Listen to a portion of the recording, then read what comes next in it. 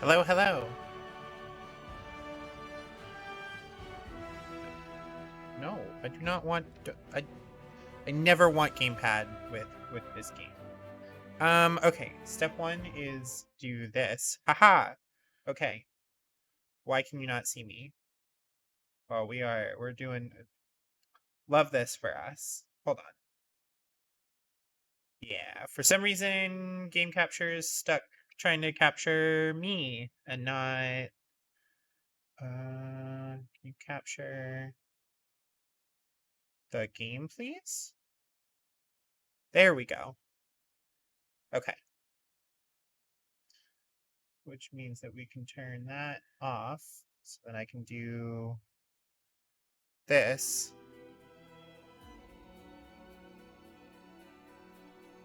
Come on. You can do it. I know you can. Oh, it's trying so hard. Oh. You know, it would help if I turned game capture back on. I am technically a professional. Okay, so we did it. We got that going. We have our sugar-free caffeinated soda. We have our water. Pew, pew, pew, pew.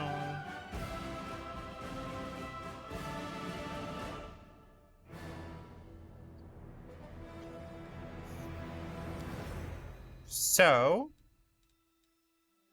I forgot. Oh no, I forgot that our name was really stupid. Oh, we had to save it from Artemami. Okay. Goodness gracious. Okay, so was there? I can't remember. Was there like a bit of loot that we missed or something? I can't remember. Doesn't matter.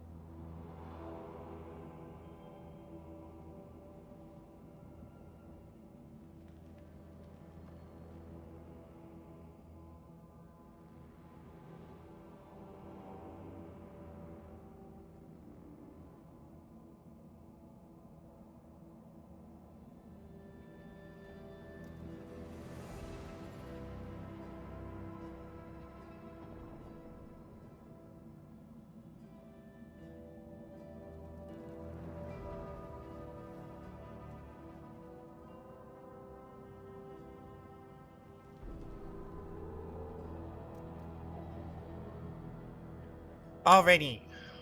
Wait, I took my phone out for a reason. God, the ADD is bad. So I had to switch gears, and my brain doesn't like it when I do that.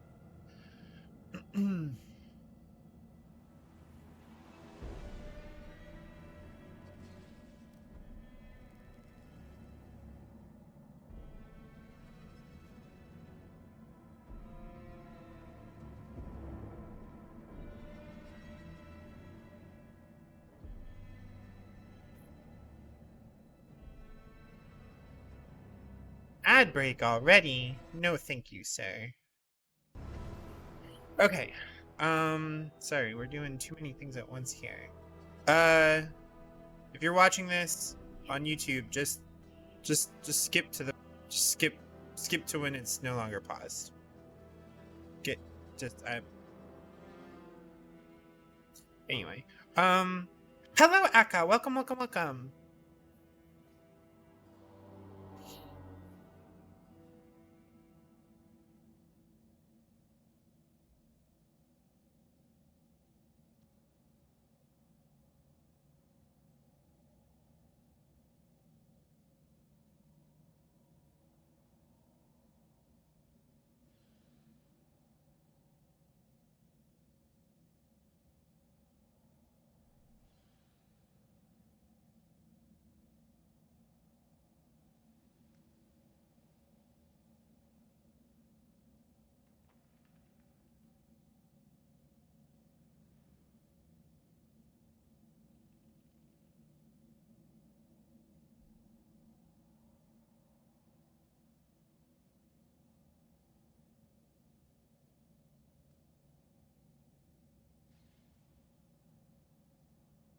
You have the boss theme woman peeling potatoes?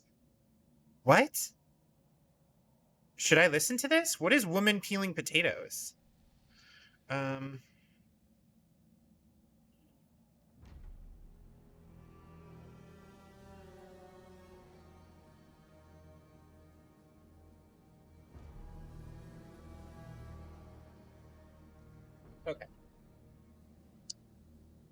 We did it. Okay, so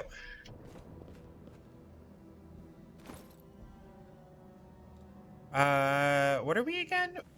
Keen-Eyed Adventure. Oh, right. We are a weird witch. That's right. We're a witch with scaling cantrips.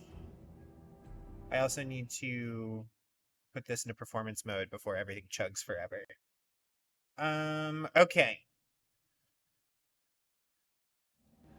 Très bien.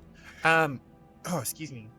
Bottle of oil. I love how there's just like a bunch of random crap that you get. Or they're like, look, you can pick it up and sell it, and it won't be a lot individually, but if you're strong enough to carry it. Anyway, okay, so, I do believe that is it. Our spells, are we good at spells?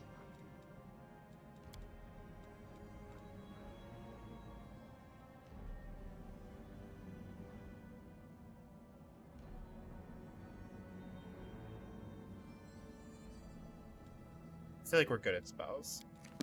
Anyway, hi, Cypher.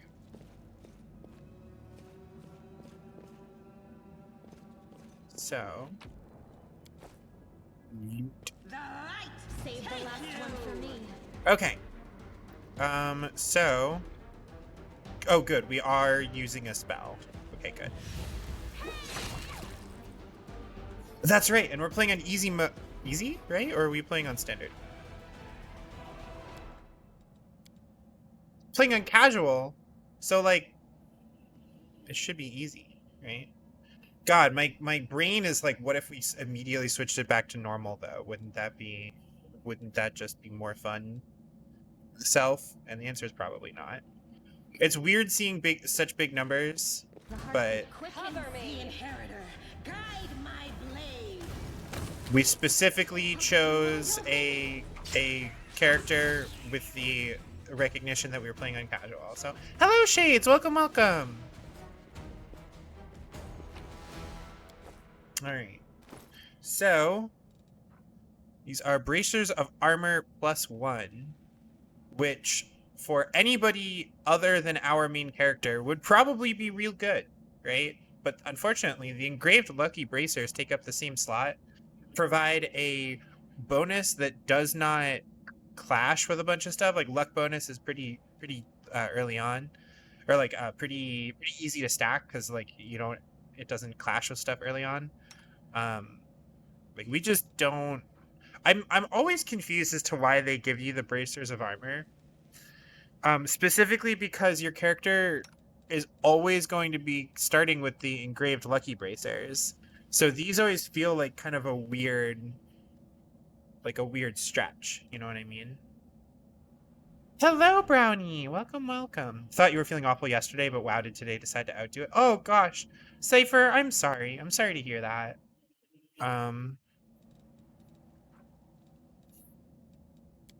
I wish there was something I could do for you, bud. In case you did not read the reason why we were playing this is that my usual thing that I do on Wednesdays is run a Pathfinder 2nd edition Kingmaker game for people, but we had to punt that to tomorrow. So with my plan switcheroo, we are now streaming. Instead of Thursday, we're streaming Wednesday today, like this week. This should not be a regular thing.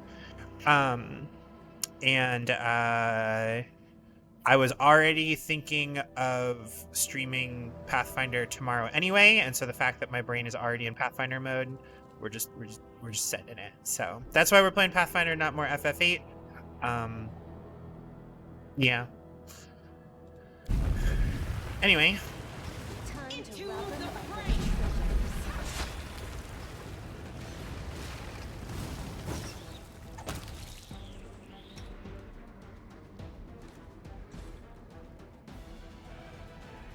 I forgot how purple we are. Good choice, me. Always watch your back.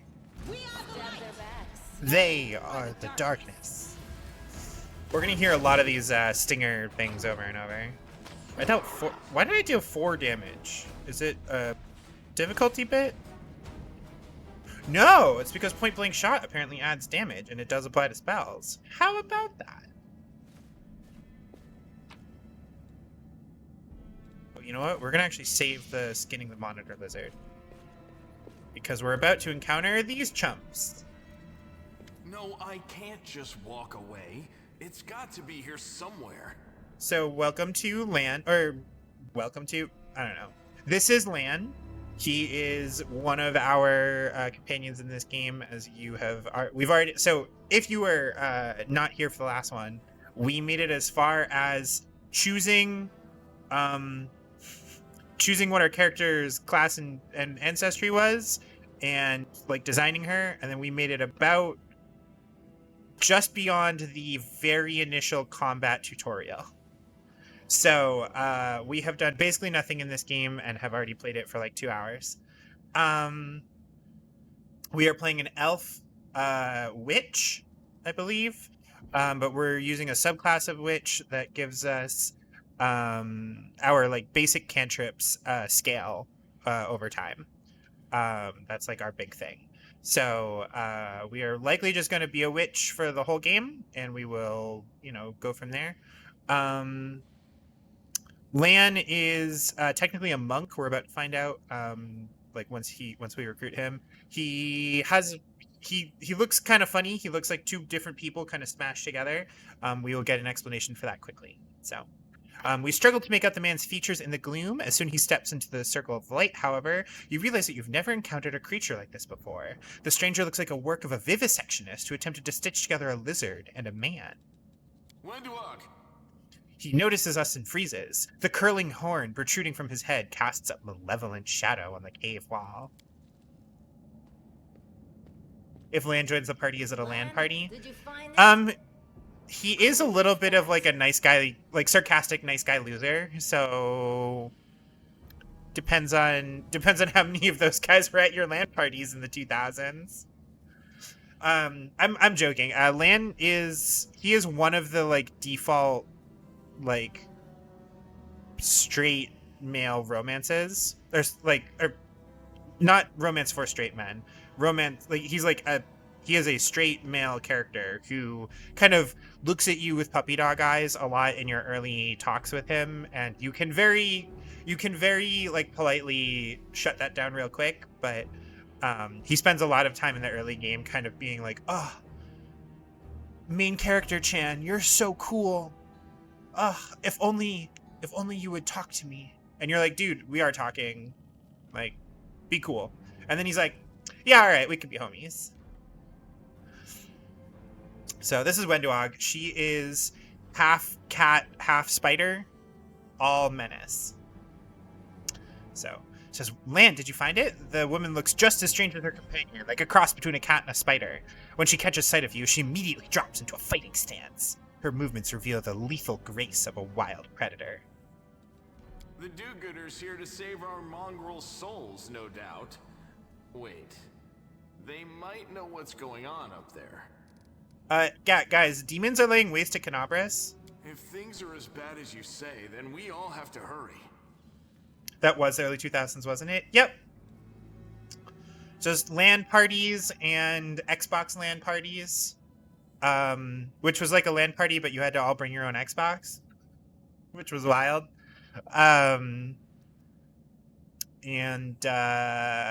Just a bunch of nerdy, quote unquote, nice guys all playing games together.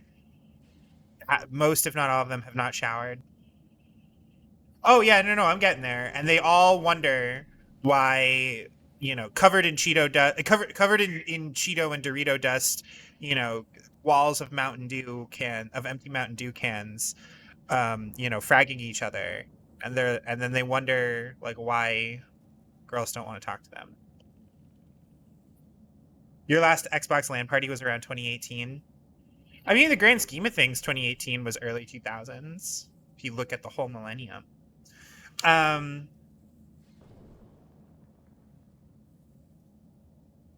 yeah, LAN would... Early LAN fits right in at home with that. You can pretty quickly be like, hey, dude, you aren't entitled to my affections. We can definitely be homies, though, as long as you keep shooting that bow real good. And then he's cool. You got invited to one LAN party in college, didn't go because I think I probably was at your last Xbox LAN party. I mean, I'm roasting myself just as much as I am anybody else. That's like, I know what LAN parties are like because I was at them. I'm describing myself at like 14, you know. But yeah, luckily we've all grown into at least slightly more social adults. You didn't come from the direction of the shield maze. Damn it. I couldn't care less about what's happening on the surface, but the maze.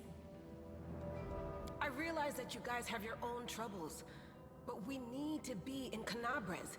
People are dying up there. Please, show us the way out. I will say, good-natured ribbing aside, it is supposed to be good-natured ribbing, by the way. Like, I know that it can be hard to tell sometimes when I get up on my soapbox, but I am roasting myself like far more than anybody else who I happen to have accidentally described. But I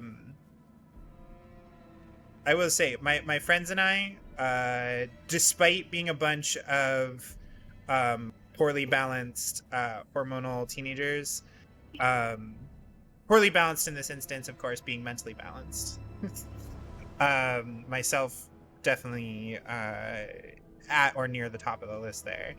You know, I think most of us turned out all right. one or two may have hit a couple bumps in the road, but I will say our LAN parties were mostly just me being really bad at Halo, and also us playing Warcraft 3 custom maps. I remember playing a lot of a Final Fantasy themed custom map that had like branching classes and like a save feature, so we would like be running around the map, this huge map in Warcraft 3. We'd all be running around as like squires or paladins or demon hunters or whatever, and I remember that one.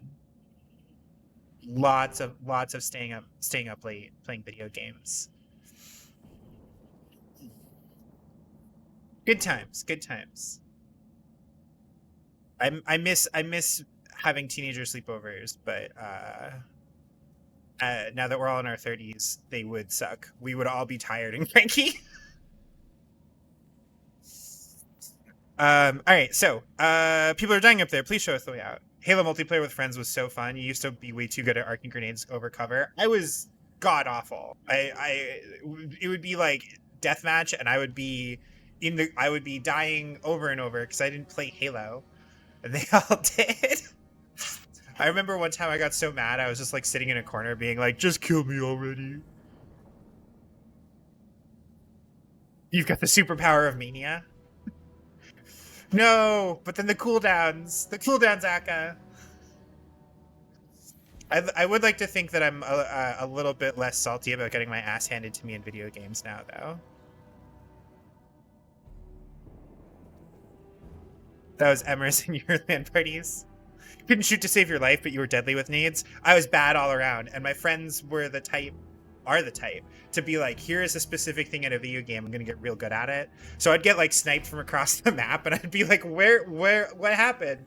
They'd be like, oh yeah, you weren't in cover. And I was like, but I didn't even know that was an option. It's funny in retrospect. I'm like nowadays I'm laughably bad at shooters, so you know, if I were to play deathmatch with folks, I would mostly just try to I would try to get like I I wouldn't go. I certainly wouldn't be able to go positive, but I would try to have a not awful ratio. Your friend group of teenage girls was also deeply nerdy and not very good at humaning. Yeah. My teenage friends who were girls, like, we hung out, but it was mostly like at school or after school. Like nobody was like, hey, let's play video games together. They just like weren't like group video game people. We would play Pokemon separately and then talk about it. You weren't the best in game, but you did know all the grenade and rocket jumps to get off the map. You would cause problems on purpose. No way. You just had different flaws? Yeah. All right. Okay, so are these people tieflings? Tieflings are the descendants of people who sullied themselves by mating with demons. Our ancestors would never sink that low. We are the Underground Crusaders, the children of the Crusades' finest. Sadly, Underground Crusaders is a bit of a mouthful, so people usually just call us mongrels. Oh, this is the other thing that we're going to find out. So these two, we will very quickly find out that these two are our first, like, actions have consequences. When you make a choice, it could very well have impact. Lan is a self-hating mongrel. He does not like that he is the way that he is, and he also kind of resents his life underground, because we will find out shortly that he spent some amount of time above ground. He is he is like half mongrel folk, half human, or something like that. So he's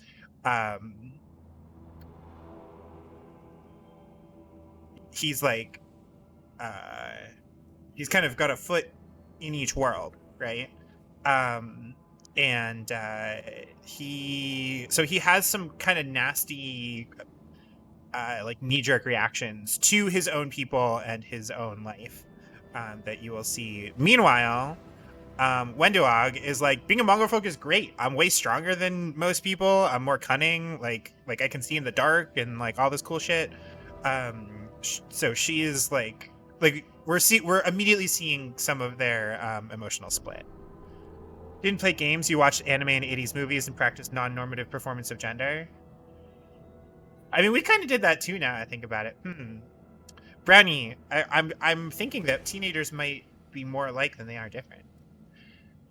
Server says, yesterday you didn't get much sleep because stomach issues kept you up? Oh, that's the worst. When you finally limped your way into work late, you found out they were going to have an ad shot for the business. You had to speed through a ton of extra work, including cleaning the outside patio area and window washing in 80-degree Fahrenheit, an 80 degrees temperature, and 90% humidity on top of your usual work that you were late for. You're now completely dead, yet too wired to sleep properly.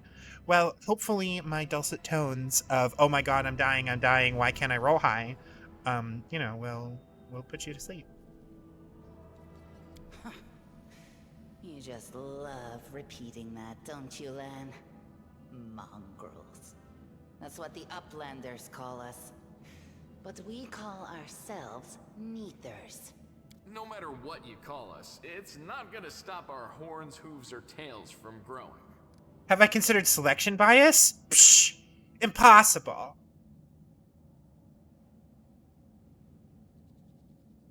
All right, I've never heard of Underground Crusaders before. In Canabras, they're called mongrels. People say that they come up to the surface at night and eat anyone foolish enough to wander alone after midnight. To tell you the truth, I thought you guys were just a tale to tell kids at night. So, Canabras is the city that we are currently underneath that we thought was impervious to demons, and then demons showed up and killed our silver dragon. That's human gratitude for you. Our forefathers suffered the consequences of demonic corruption, all to protect Mendev and Golarion. And for what? So we could become monsters used to frighten children. Every mongrel has their own take on it. Our chief, for example, thinks of us as something like a reserve military force. He thinks we're standing by until the moment we're needed, and when we emerge on the surface and save the day, all the people will see how good we are, and they'll love us for it.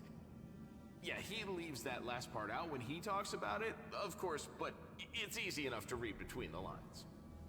As you can also see, Wenduog, very serious and taciturn. Lan, very sarcastic. Has a particular brand of humor that, like, if you have existed in nerd spaces, you are generally familiar with, right? I do feel like Lan would use, if Lan were like a real life person, I feel like he would use like he'd be like half white and use slurs, you know what I mean? And he'd be like, no, it's fine, like my other side is this. But like really, you know that like dude is not does not have it not have his people's best interests at heart, at least to begin with. This is the hall where we remember the glory of our forebears. Sorry about the mess. It doesn't usually look like this, trust me. Sometimes we even wipe the dust off the exhibits. This is where the relics. Really, of the he's first just self-hating. Crusaders Like that's are his big issue. Our lives are short. Our glories are quickly forgotten. But this place helps us to remember that we are just as worthy as anyone else. And that our lives are not lived in vain. The first Crusaders? You've been down here that long? That's crazy. First, remember, we are like post Fourth Crusade, I believe. This whole area has been doing stuff, I think, for at least the last like 100-something years. So this entire society has been down here for quite a while.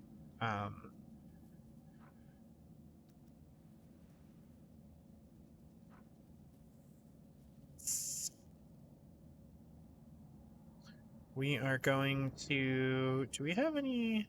Okay. I'm gonna pull up our like codex to see if we have any time frame on the Crusades. But what are you doing here? That's none of your bit. We're looking for a holy sword. It was here, in the center, sticking out of a rock. The sooner we find it, the better. Some kids from our tribe took off for the shield maze. They figured it had collapsed, and now it's their time to go up to the surface, like all the legends foretold. Except they don't have a clue what's waiting for them up there. They're not fighters. And Saul, the chief of our tribe, is dead set against it. He says that now isn't the time for the underground Crusaders to take up arms. If we get the Holy Sword, we might be able to change the chief's mind. Was it the First Crusade 1155? That sounds about accurate, but this world uses a slightly different reckoning. As for the topic at hand, is an awkward kid in an area that to this day still makes fun of video games. You have never actually been to a LAN party. I mean, it is funny. LAN parties are so like stereotypical, but I do know that like for a really long time, if it was computer related, like our friends like wouldn't be able to do it. 'Cause, like our folks weren't going to let us like bring our desktops to somebody's house to then all sit in like the living room or something, right? Like it wasn't until we had like laptops almost exclusively that we were able to actually do LAN parties. Otherwise we were just like messaging each other on like AIM and playing like Warcraft on Battle.net or like StarCraft, you know what I mean? And I will say the era of the LAN party probably over. Like if you're watching me on a stream, you probably have strong enough internet to participate in some kind of online gaming capacity. Like the ubiquity of the internet in the last, 25 to 30 years has really kind of like it made LAN parties popular and then like killed them. You know what I mean? So It's a fool's errand. None of us will be able to hold the sword, let alone use it to save anyone. It's not an ordinary They were an weapon. amazing blip. It's Yeah. made from righteous heavenly flame and will burn anyone who touches it. You think you're special, Lan? I'll pick it up with my teeth and tie it to my hand if I have to. It doesn't matter. An angel's sword and a troop of stalwart mongrels will be able to work a minor miracle. Speaking of which, you're still here, Wendu, which means that deep down, you know it's possible. You wonder if they do them on military bases and other secure locations? I feel like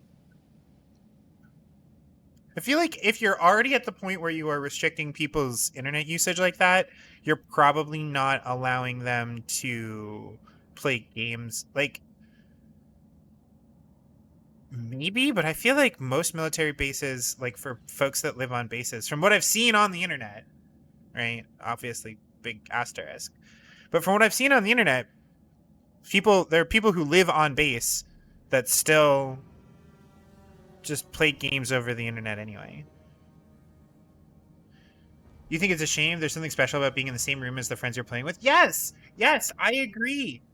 I'm a huge fan of couch co-op. I'm a huge fan of, like, if LAN parties were not, like, the problem is that most games that have co-op in some capacity are, like, they don't, a LAN party is not going to actually be good for them, right? Because most of the time they are all,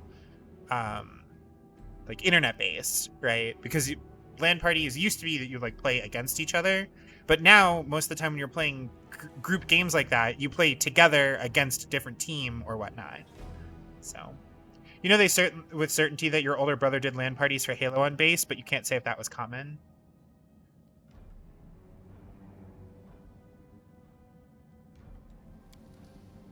Wenduog shrugs and turns away. All right, maze? Does it really lead to the surface? Yes. There are other ways up, but they are far from here. And after the earthquakes, there's a good chance they've collapsed. But the maze... There's a legend among our people that when the walls of the maze fall, that will be a signal for us, the underground crusaders. That the time has come to go up to the surface and fight the demons in the final confrontation. Until then, the people say the maze is shielding us from taking rash actions. I'm the only one in our whole tribe to have been in the maze. And even I don't know if it's true. But the further I went in the maze, the fresher the air became. That means that it really must lead to the surface. Imagining a resurgence of LAN parties in space. I mean, maybe. I guess my question is, how many people are we sending to space that are also going to play StarCraft with each other? Most of your teenage sleepovers were playing the most esoteric PS2 games while making tea with water we boiled with a Black & Decker coffee pot. Swag, that explains so much about who you are.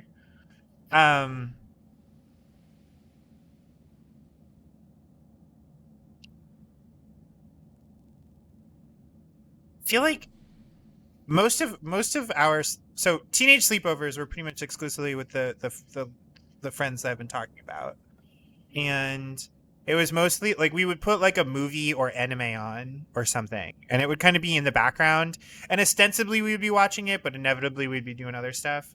And then later on, like somebody might be like playing a game on their own, like again, like we might be like somebody might like we might all just be playing our own games next to each other, you know. If you're sending people to space, they should be able to play something together. Yeah, I like if we end up with semi-permanent space colonies or something, more than like, hey, here's like 12 people up in the IFF or whatever, right? No, ISS. There we go, International Space Station. And the like, video games are less hazardous in zero-G than Parcheesi. I mean, sure. There's that one guy that was like in space for a long time, and he would always talk about what they would get up to. So maybe he would have something about what they were up to. Drinking Earl Grey in a shed, playing puzzle games you've never heard of before or since. Based.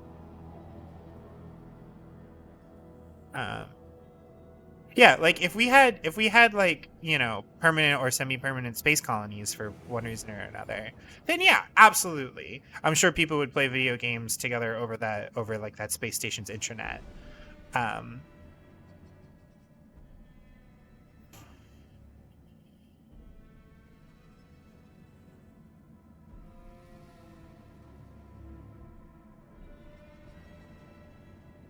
I'm just curious if the people that have been to space had that sort of leisure time on their like docket, you know. When the ceiling and walls started shaking, the young ones in our tribe lost their heads. They figured the maze was going to collapse, so it was time to go up to the surface. They grabbed whatever weapons were on hand and ran off toward the maze. They think the maze is no longer a danger to them. They've been listening to Wendell. If you're drinking it, it's Earl Gay. Hell yeah. Don't try to blame this on me. Yes, I told them that our people are capable of making our way through the maze. Movies, In pizza, the passive controller future. gaming, and random 2 a.m. But I TV always programming. told them Yeah, to I mean, wait that was until I had made a generally... map of all the maze's dangers. I warned them 100 times. But it was no use. My words just went in one ear and out the other. What else? Once Guitar Hero got big, that was a big thing for us for a while. Not even when Guitar Hero got big. I think it was like when like Guitar Hero 2 came out that we were already like playing that with regularity. You realize you not having done a thing probably isn't saying much, considering it'd be harder to think any social thing you have done. Oh, Cypher. No, it's like I said, LAN parties were like a very specific like point in time and space. Whatever snacks we could get in bulk. Yeah, I remember one of our friends was the one who normally hosted, right? There were like two main people that hosted. Aka hosted them, and then another friend of ours would host them pretty frequently. And it was like our D&D group. And so we would go, like we would hang out, and I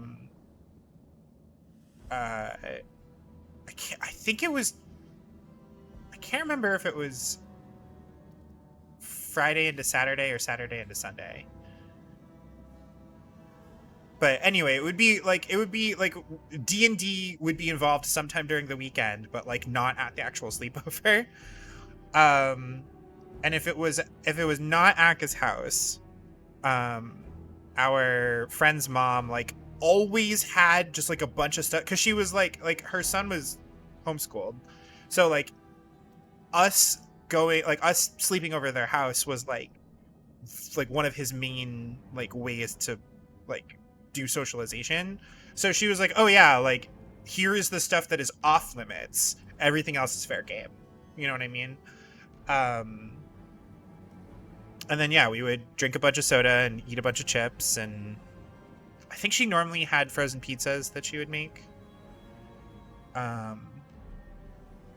And sometimes some of us would show up with extra snacks, and then yeah, we were a bunch of like teenagers / early 20s, you know, crashing on like couches and on the floor and stuff.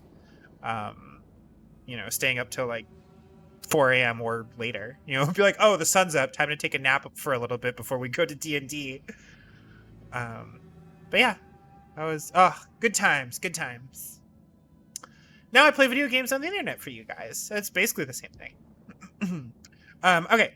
Sword of Holy Flame, how did it wind up down here? It came here with its owner a long time ago.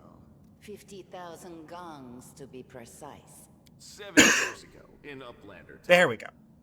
70 years ago, there was a guy. So I think Crusades have been since the last 70 years or so.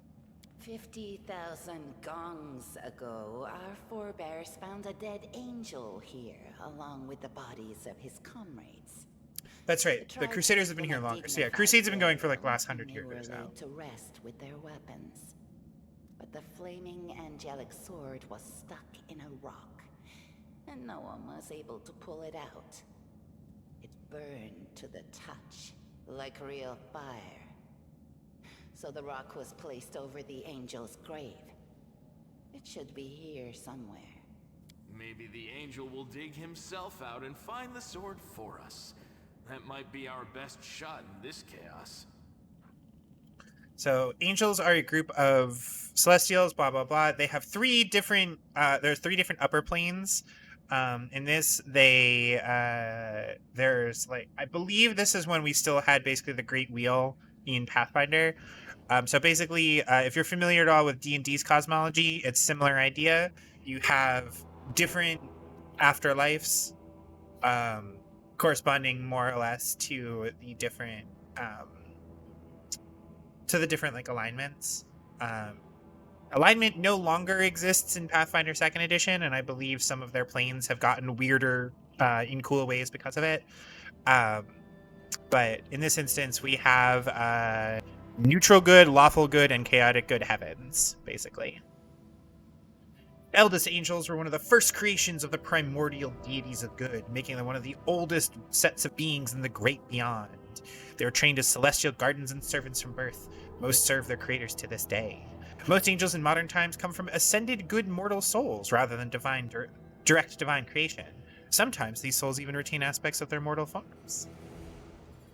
Lan, watch your tongue. We'll find the sword faster if we work together. I'll help you. Thanks. An extra pair of eyes can only help. The sword will be easy enough to spot. It looks, swordy. Help us, and in return, we'll get you out of here. Now we're talking. Let's get to work. It's a good thing we all bumped into each other, isn't it? That's fair, Cypher. I was very lucky. I had a great group of friends. I had multiple different groups of friends that were all great in their own ways. My D&D group definitely set me far more firmly on the path of nerddom. I had been like interested in knights and games and stuff for a long time, and like played a little bit of Magic, I believe, but had never seen D&D before, really. But like had consumed a lot of fantasy, and then found this thing called the Dungeons and Dragons adventure game, or maybe adventure board game, in the games section of my local Borders. Shout out to Borders, RIP, a real one. And had been like poking at that on my own over time. My long-term substitute at school for one of my classes saw me like reading just the rules book or the adventure booklet or whatever in this like basically starter box, right? Because I was just like so obsessed with it. I was like, oh my god, this is like so cool. I have to try this. And so I was just reading stuff cover to cover. She was like, oh, Dungeons and Dragons, my son plays that. Directed me to the D&D group that her son played in at the local game store. I called them up. I was like, hey, can I sit in on a game? They were like, we'll ask the DM, but maybe. Like, you know, I got the okay. And then sat in on a session. Granted, I was in 5th grade. I was in the latter half of 5th grade. Everybody else was in middle school or high school, right? Everybody else is easily like I think the oldest one was probably like 5 years older than me.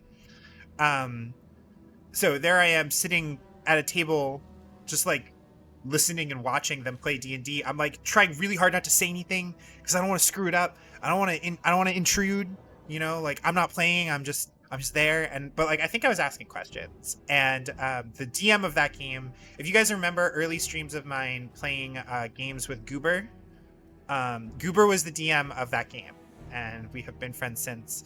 And Goober, apparently the story goes, Goober saw me like bread-eyed, bushy-tailed, really wanting to play D&D, willing to just sit and watch them play, and was like, oh yeah, I can mold this one into my Sith apprentice, and the rest is as they say, history. So, but yeah,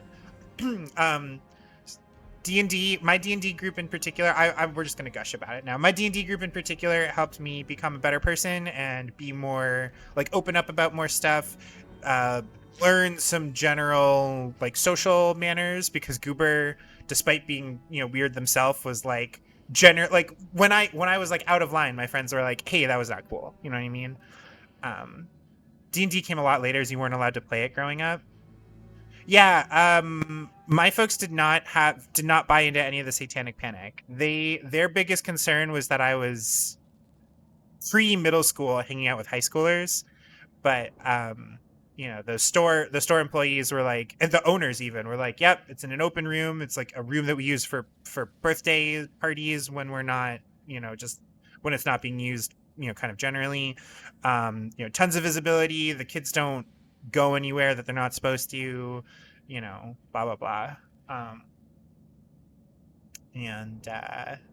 Yeah, my folks were like generally pretty cool about me doing nerds. They weren't thrilled with video games. I think they felt that was far more frivolous than stuff like D&D.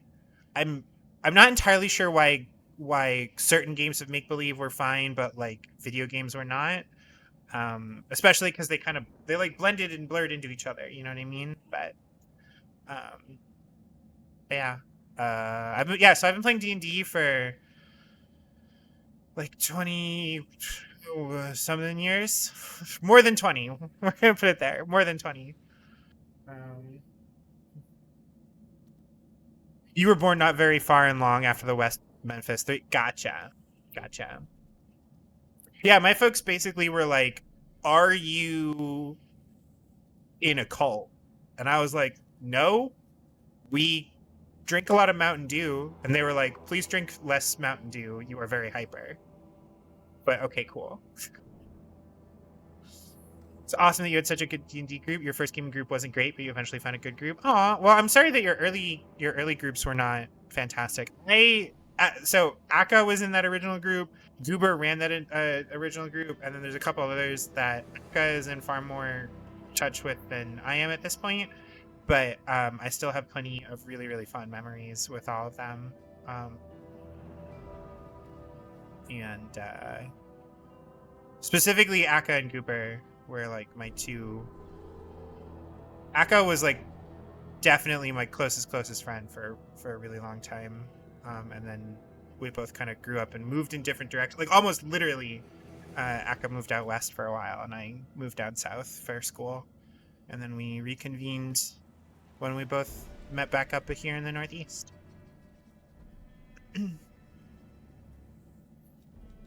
What, you want to find the sword quickly, so the underground monsters bring you back to the surface? Your larger family is very evangelical, and most of whom still believe in the Satanic Panic. Yeah, I grew up in so dad's side of the family, Zeus's side of the family, right? Like Irish Catholic. So like we sing like at our family gatherings for like Christmas time, we would like sing Happy Birthday to Jesus, but it was like a tongue-in-cheek thing, like we went to, like, I think my dad was the most religious. We went to church, but dad was like, this is not like, demons are not real. You know what I mean? Like he was like, you are playing games of make-believe. You are pretending to be an elf. I think you're fine. And then mom's side of the family, even less religious. Vaguely Lutheran ? But mom's side of the family ironically had more of the like religious holidays, but they were entirely secular, you know what I mean? So you were vaguely aware of D&D, but didn't know much about it or much else until you finally had access to the internet in 2012. Without friends or internet, you were in a complete informational dark age. Didn't even know what video game genres were until you got internet. Yeah, meanwhile, Brownie said here, your mom is like, this anime fails XYZ tests. We got to get your mom to like have a feminist critique. Like does this like ecchi anime like pass the Bechdel test, but there's too many boobs in it or whatever. Like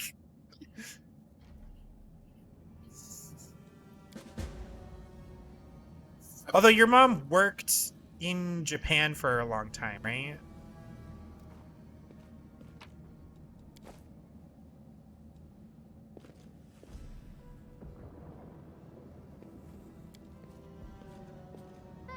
Not this time. Alas, we failed our check. No religion check for us. Careful now. Alright, gonna. Now what is that? What do we have here? Lots of trinkets. I found. It's more about the male gaze and sexualization of teenagers than about dialogue. Yeah. No, what is that? Anime is definitely weird. It has good and bad What parts. do we have here? What's that there? We're gonna come back to this pile, okay? Because that is the pile that we need. Are you serious? DC 10, all of us biffed it? Fuck you. It's okay, we're gonna get another 2 characters that have high Now perceptions, and what we're is gonna that? get we'll get. I'm sure they'll get it. Mom put her time in serving tea in corporate Japan in the 80s. Yeah. Your mother was as atheist as could be, had no issue with you watching CSI at the age of 6. You had free reign on that, friend. I did not do well with CSI because I didn't like the blood and like murder parts. Precisely. For a really long time, I like could not view blood on screen. Even now, I'm still a little bit squeamish about it, to be honest. Significantly better than when I was a kid. But yeah, my sister, meanwhile, fucking loved CSI. She's like 5-6 years old. My family is waiting for my mom to get back from like her nighttime dance classes. And so like meanwhile my sister is watching CSI with my dad just to like kill time because my sister would refuse to go to bed until mom came home.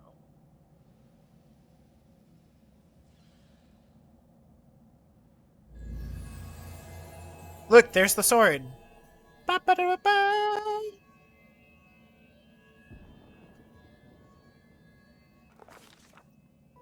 All right.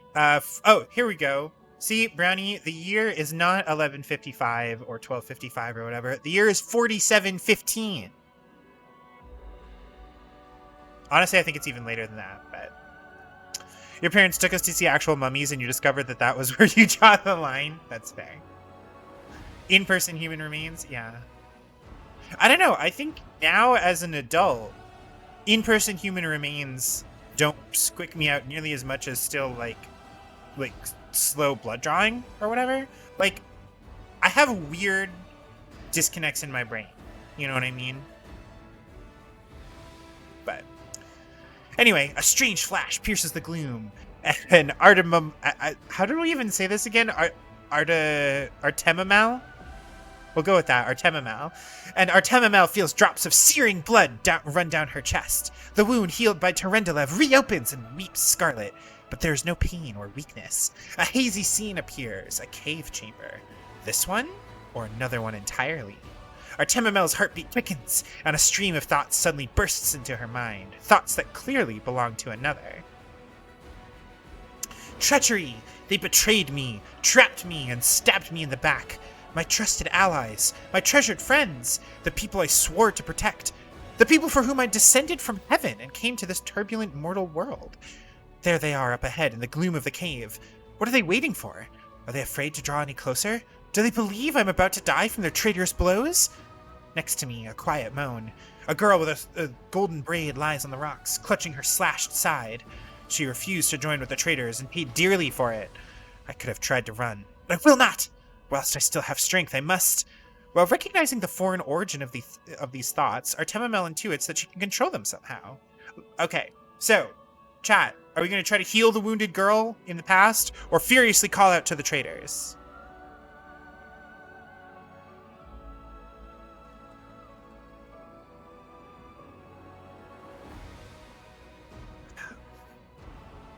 Shade says heal.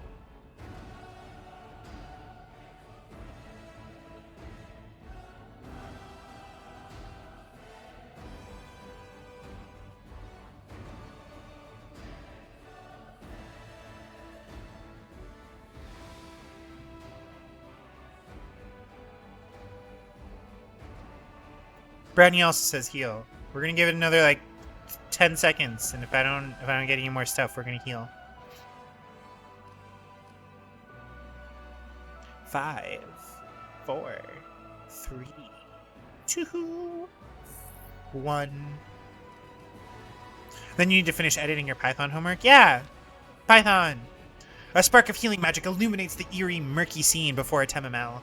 The wounded girl opens her eyes and whispers, Lariel, you said that everything was going to change soon. You said you and the other warriors of heaven would be leaving us on a grand mission to stop the demons forever. Is that true? The frenzy of foreign thoughts comes faster and faster, like a rushing river, and images flash by one after another. A priestess in colorful robes observing the stars. A young female paladin praying, clutching her glowing sword. A majestic golden-winged angel gazing into the distance, his face covered by a helmet, but his voice ringing clear. Only if you're willing, and only if you're ready. There is no going back. Then don't waste your strength healing me, the girl whispers. Your mission is more important. You... take care. It is near. There, in the vision, the darkness in the cave stirs into motion. Something massive appears from within its depths. A vague shadow, an outline of nightmare come to life. A wave of odious chirping and rustling emanates from the shadow, the sound piercing like hot irons, lancing through flesh and bone. The traitors fall to their knees before the shadow in reverent ecstasy, and the wounded girl thrashes in her death throes. The yawning chest wound burns white hot. Artemamel's head pounds with pain, and it is no longer clear whose pain it is, the person called Lariel who sent this vision, or the one unlucky enough to receive it. So, our options are attempt to will save it, which we have a +4. Knowledge Arcana, we have a +10. Holy shit, yeah, we're doing that. But Artemamel knows how to resist malign influence such as this, no matter its origin. We succeeded. Ta-da! What is our... Does it tell us? Okay, no. The force of the attack, though originating in a vision, is terrifying. But Artemamel is stronger. She shakes off the pain and torpor. But alas, the one who sent the vision cannot claim the same. He is broken and exhausted. A monstrous shadow emerges from the murk of the cave. It is not real. It exists only in this strange vision or memory. But the thrill of fear it provokes is more than real. The shadow's features starkly resemble those of Discari, the terrifying demon lord. In a movement as swift as thought itself, the monster's hand is wrapped around the throat of the one they called Lariel. The foolish angel struggling on the rocks, like a fly with its wings torn off, intones the shadow. Its voice changes as it moves, shifting from a quiet whispering to a sonorous shout, becoming young, then old and quavering. Where is your goddess, angel? Where is her self-assured herald? How is it that you are dying here alone, so far from the light of your heaven? A strange calm envelops the thoughts of the one called Lariel. He recognizes who stands before him, and he knows he will never bow down before this enemy. The flaming sword flares to life in his hand, bright, pure, flickering with multicolored sparks, like a sunbeam through stained glass. Slash! The blade slices through the demonic creature's flesh, and the monster recoils with a howl, releasing his grip on Lariel's throat. The angel falls back heavily on the rocks. His vitality is ebbing, but his pride remains undiminished. He grips the sword, and with his last burst of strength, plunges it into the rock. Artemamel senses that the vision is fading, the rush of thoughts diminishing like a river running dry. The last thing she hears is this. You will kill me, monster. This I know. But one day, someone will come here and raise up my sword. They will raise it up and... Are we punishing evildoers and traitors or saving and protecting the innocent? Hello, Boo! Welcome, welcome! Dinner and CSI is why you were able to eat during Chloe's Dead Space streams. CSI is also how you ended up with an extremely vague understanding of BDSM at the age of 10. Probably some episodes your mother maybe shouldn't have let you watch. Shade says save and protect.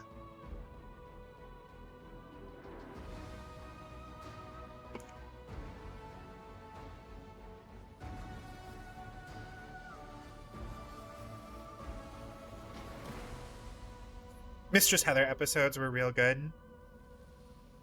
Yeah, I liked CSI with all the, like, science, or probably pseudoscience, let's be real. But all of the, like, procedural stuff was cool. I just didn't like it when they, like, would constantly recreate how they thought somebody died. Because it was like slow-mo and like, ugh, yeah, and then you see like blood. Ugh. And I was like, I can't handle this. So, Cypher also says protect.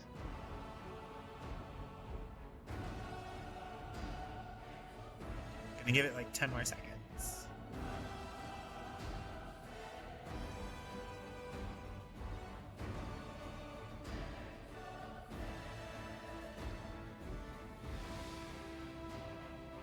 Okay, we are saving, protecting the innocent. The vision disappears, vanishing in a burst of colors. Artemimel does not hear the final words, but she seems to complete the thought, taking it to heart. The words fly from her lips, and with them, something else. The heat blazing in Artemimel's chest fades away. The edges of the scarlet wound close, leaving not even a scar behind. Looking down, she sees the flaming sword in her hand. Or rather its outline, the memory of what the sword looked like. With a final surge of warm and soothing light, the sword vanishes, and the light is drawn into her hand. Artemimel senses that it will return. All she need do is call it.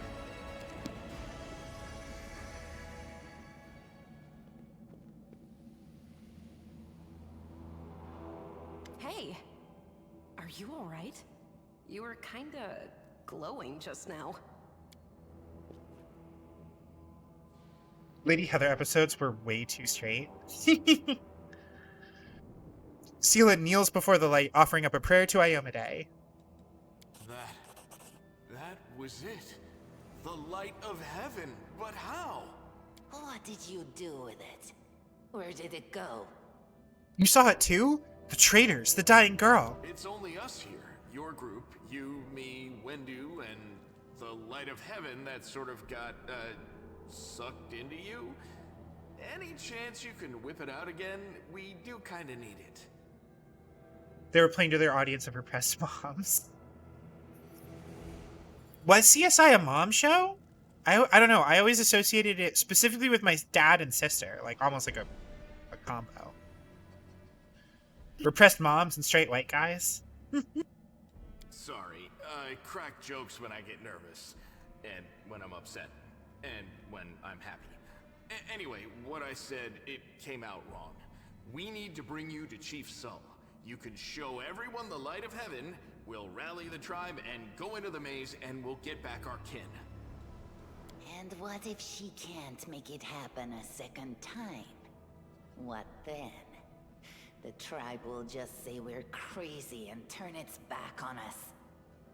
It was a show for your brother and mom. I guess it. Yeah. Lariel? That really was Lariel? The angel from the legends. The ancestors even got his name right on the gravestone. The chief will be thrilled. Both of your parents really dug it? Yeah, I don't know. I can't remember if mom liked CSI.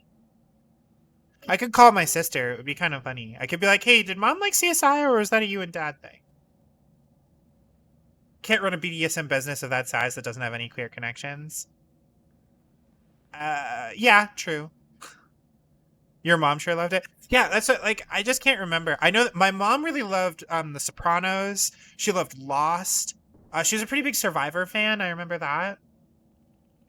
Among the many things that were very unrealistic about that show. You might not tell that to the police in the 90s. True. Or the early aughts. You got to remember, CSI came out and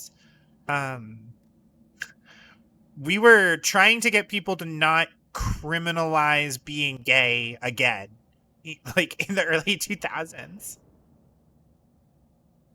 My dad loved NCIS. Dad was like super big on NCIS because it was cops saving military people. Like it was like a good fun show, right? But really he liked the no nonsense, gruff dad guy, or yeah, like the dad character. What's his name? I'm blanking on his name, but the one guy, the guy who was in charge of the team. He liked that guy. He liked that he had the like fatherly relationship with Abby. Was that her name? He liked that, he was kind of a gruff, no nonsense guy who still knew how to crack a joke every now and then. And like, Zeus really loves our propaganda shows. Like, you know. Yeah, or throw rocks at us. Yeah, I remember like gay being used as an insult, but not like sure, it was like, hey, that person is gay, literally like is a homosexual, but also just the casual like, oh, that's so gay, right? Like now we've like kind of reclaimed it as like a tongue-in-cheek thing. But I remember like I remember being a shitty little kid and using it like that for a while until I realized. Gibbs, yes. He was such an asshole. The hot god scientist left the show. Amazing. That's hilarious. I mean, not hilarious or amazing that happened to her, but just the fact that my dad, his like favorite character, probably didn't actually have that good of a relationship with the actress. You know what I mean? So. Stepdad loved The Sopranos. You wouldn't have had the time, but now you do too. Able to touch it, and now you, an ordinary creature of flesh and blood, no different to us, get the sword and start talking about visions. Now, Wendoag, don't be a sore loser. She is clearly different from us. The sword appeared before her, along with the angel's name and all that other stuff. Yeah, I'm the main character, Wendoag. Carry our mongrel taint. Whoa! That has nothing to do with it. How special we are. We're born with evil inside us. Heaven doesn't need to know any more than that. See, Lan, this is where you're getting real fucked up again. I know. Holly Peretti, who played Abby, is actually exactly. Yes, let's go. I love that. You and Sol, you just refuse to face the truth. We are the way we are because our ancestors' bodies were corrupted by the abyss. It does the same thing to plants and animals. Okay, this actually I'm willing to accept as like a normal thing. It doesn't make us better, and it doesn't make us worthier. Yeah, so it's funny. Lan is a self-hating mongrel. Wendoag is a mongrel supremacist. Straight up. Hey guys, check this out. That is just... wow, I mean, that's amazing. Heaven has truly blessed you. This power is the most majestic thing I've ever seen in all my life. Is this what the sun is like, Lan? Wendoag is a mongrel supremacist because she believes mongrelkin are superior or like more powerful than other peoples. The fact that you go, hey, here's this cool power that only I have, immediately makes her like, once you exhibit that, she's like, holy shit, you're really cool. Actually really into science more than casually. That's fantastic. That's so cool. Yes, it's similar, but this light is more golden. Chief Sol needs to see this. Now that we have the power of angels on our side, he can't say no. He'll have to assemble a troop to storm the maze. You Uplanders care about your kids, right? Help us save ours. Without them, we won't survive. And then, the perils of the maze won't be so bad if we go together. We'll make our way through it and find the way to Canabras. So badly wanted to fix Wendoag, but you also don't have time to be her therapist. You can, in fact, fix her. But it takes the entire game, and you have to be kind of an asshole to her throughout. Like, you have to, like, basically neg her into being not a shitty person. Because you have to be who she wants you to be enough to keep her around. But then you have to, like, be like, but you see, I am better than you, and here's why you are wrong. Right? You have to, like, constantly do that. You can't just be like, oh, actually, you should care about people and their feelings because that's the right thing to do. She'd be like, fuck you. You know what I mean? So, yeah. Lead us to your chief and I'll decide if I'm going to help or not. Let's go. We'll take the short route. Well, the only route, really.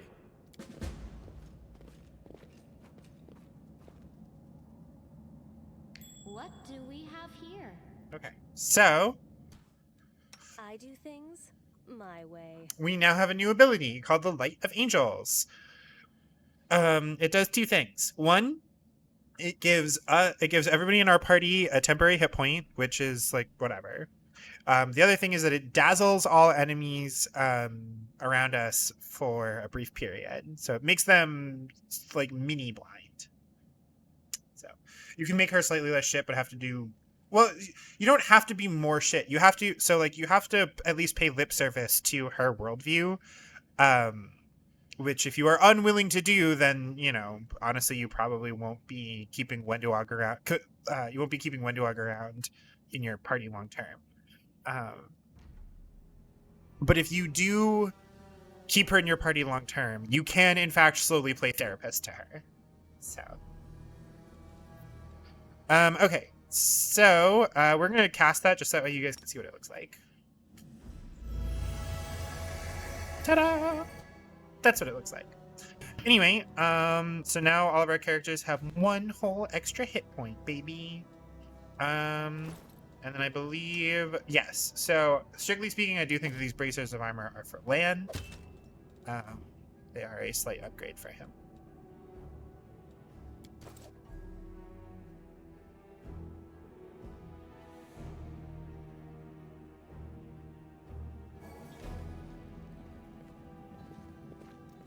Always watch your back. There we go. More loot. Okay. And we're gonna go Schmear. Remember that lizard that we didn't skin before? Now we have a character who's capable of skinning it all. Ta-da!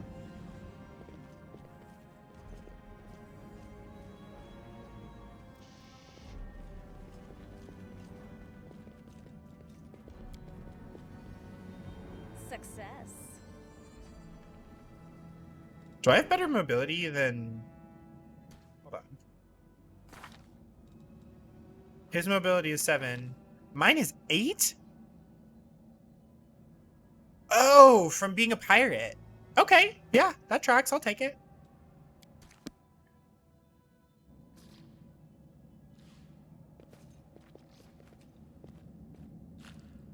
So watch this. This is real cool. Where do you want me? The light. They will break against our resolve. The inheritor, guide my blade.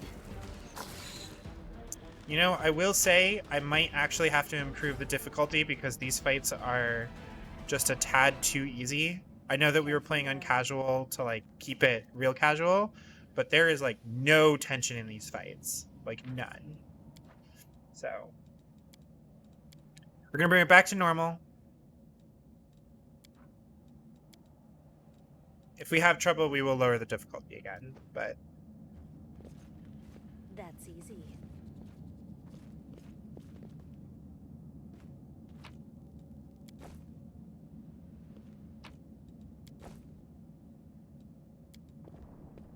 I'm the best. I am the best. You'll make a fine Glory without risk.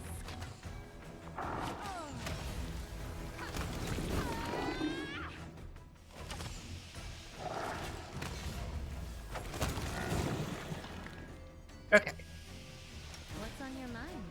I wonder.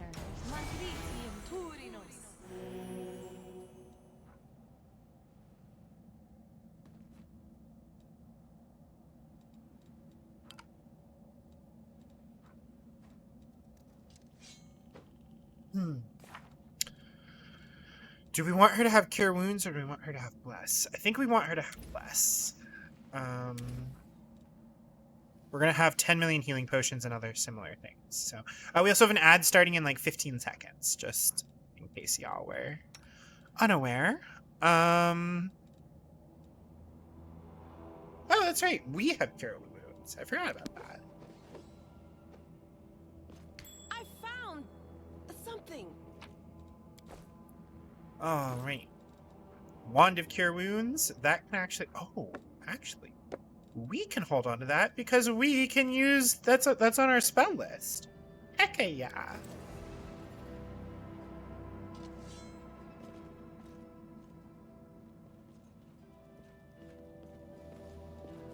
There we go. Success.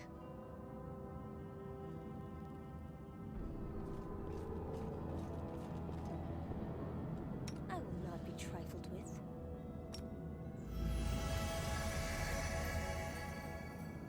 Refresh our free hit point, because those really matter early on. Spirits demand your blood.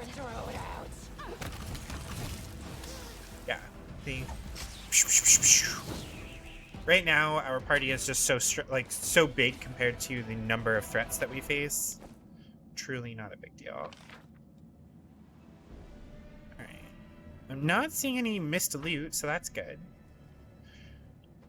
You're also a self-hating, self-deprecating, sarcastic person, so you can get where Lan comes from. Oh yeah, I understand where he comes from, right? I'm just saying that perhaps he does not need to, what's the word, denigrate? Is that how you pronounce it? He doesn't need to put down literally all, What's that you know, all Neithers. Do not waver. You've crossed the wrong mongrel.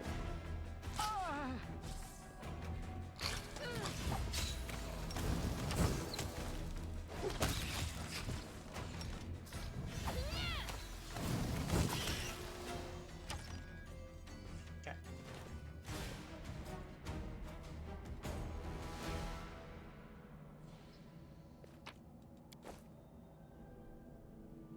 Ooh, we have a Masterwork Greatsword. Problem is that you are like our main. You are a main, like, frontline fighter. And I don't really know if giving you. Masterwork Greatsword, like, hits decently well. But here, like, if I were to do this, right? What's her attack right now? +5? So it's +6, but she loses 3 armor class.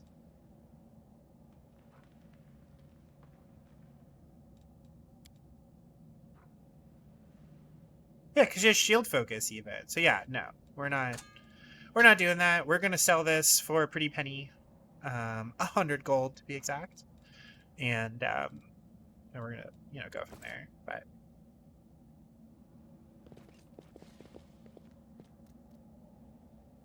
I believe that is it. That's our introductory. Not even introduction. This is our tutorial dungeon. It's not even an introductory dungeon. Precisely. We're gonna get to the introductory dungeon after this.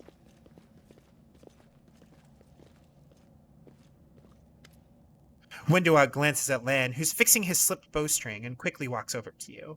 Her cat-like eyes glow from beneath her hood. Listen here, you.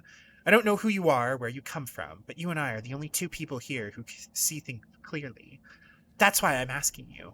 Don't show the light of heaven to Sol. Lan is sure that the light should be shown to the mongrels. Lan, Wendoa grimaces, and a guttural husky snarl unfurls in her throat. He wants to play the hero. His first idea, if you remember, was to grab the sword and run headlong into the maze. Does that sound like a plan to you? To me, it sounds like suicide. The worst part is that the tribe might actually take his words to heart and follow where he leads. I thought you considered the mongrels to be great warriors. The descendants of great warriors. I believe that my people are worthy of greatness, that we are strong and can do many things. That's why we were chased down here. Scared people. But it's one thing to go hunting in the caves and another to fight in the shield maze. Wendoa leans closer, her pupils dilating. I've been there. I've spent my whole life training so I can make it through all the way to the end. There were more of us trackers at the start. We were young, stupid. What's a couple of monsters when there's a whole world out there waiting for us? That's what we thought. We weren't prepared. The maze isn't just a physical challenge, it's cunning and full of traps. It's dark as the primordial night. And if you close your eyes and listen, you hear whispers right behind you, and soft singing in the distance that seems to rise and fall with the beating of your heart. Wendoa looks away. I had to learn from my friends' mistakes. I had to step over their bodies and go further. I don't want to have to do that again. And it will happen again if a crowd of ill-prepared fighters burst into the maze with no idea where they're going, all because Lan believes that a glowing sword will solve all our problems. Don't you want to save the kids lost in the maze? I do want to, but I'm not going to risk the future of the tribe for the sake of a few stupid kids. Chief Sol is hesitant, and for good reason. He also understands how dangerous this is for the tribe. Lan's the only one who benefits from these childish games of heroism. I'll go alone if I have to and find them, or whatever's left of them. Without any heroics, relying only on myself, risking only my own life. Wendoa slows. You and your friends. You can come with me. Perhaps we can make it to the end of the maze together and find the way out to the surface. I'll think about it. Let's go. Wendewag nods. Don't show the chief the light, and I'll lead you through the maze to the surface. I swear it. So this is our first choice, right? In your experience, glowing swords solve a lot of problems, right? You have some harsh things to say about the entirety of humanity, but you like to make a point you wouldn't be half as frustrated if you didn't think there was something worth saving. Yeah, that's fair. Lan mostly, so like Lan has the problem of like he has a lot of negative internalized thoughts about like mongrel folk, right? He has very specific ideas of like who are proper people, who are civilized and whatnot, and his that does not extend typically to mongrels. For the record, mongrel is what the game calls these folks. So Lan is lawful neutral, and Wenduog is neutral evil. So that also gives you a little bit of insight into their character psychologies. We are going to be unequipping both of them, and then re-equipping the other one. We will re-equip with whoever we decide to keep in our party. So.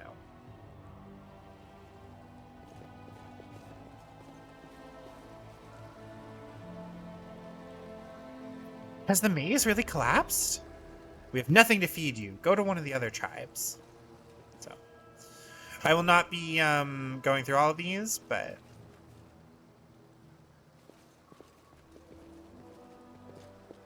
I really do like the mongrel models. I think that they did a good job with them. I like that they're kind of a mishmash of various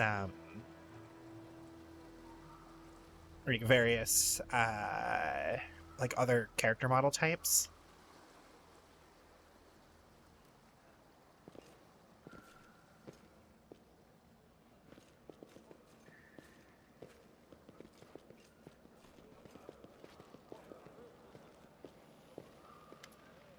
Your first impression of the mongrel village is of a squalid dump with the odors to match.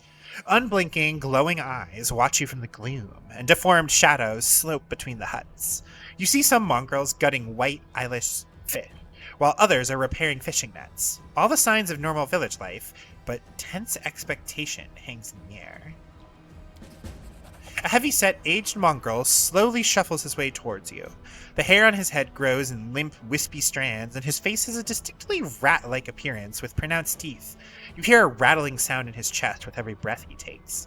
One of his eyes is white, fully scarred by cataracts, while the other gleams with moisture. Uplanders, eh? End times are upon us indeed. Chief Sull, we found the Angel's Sword, and we found the one who can wield it. Lan points at us. She had a vision, and now the Angel's Sword, together with the Light of Heaven, are somehow inside her. Gather the tribe, anyone who can hold a weapon. The young ones are still alive. We can go save them. Sull raises his hand with ragged, broken fingernails. Ah, Lan, always streaming, always talking. You're too hasty for your own good. It's going to get you in trouble. Sull eyes you up and down. An uplander with the Light of Heaven?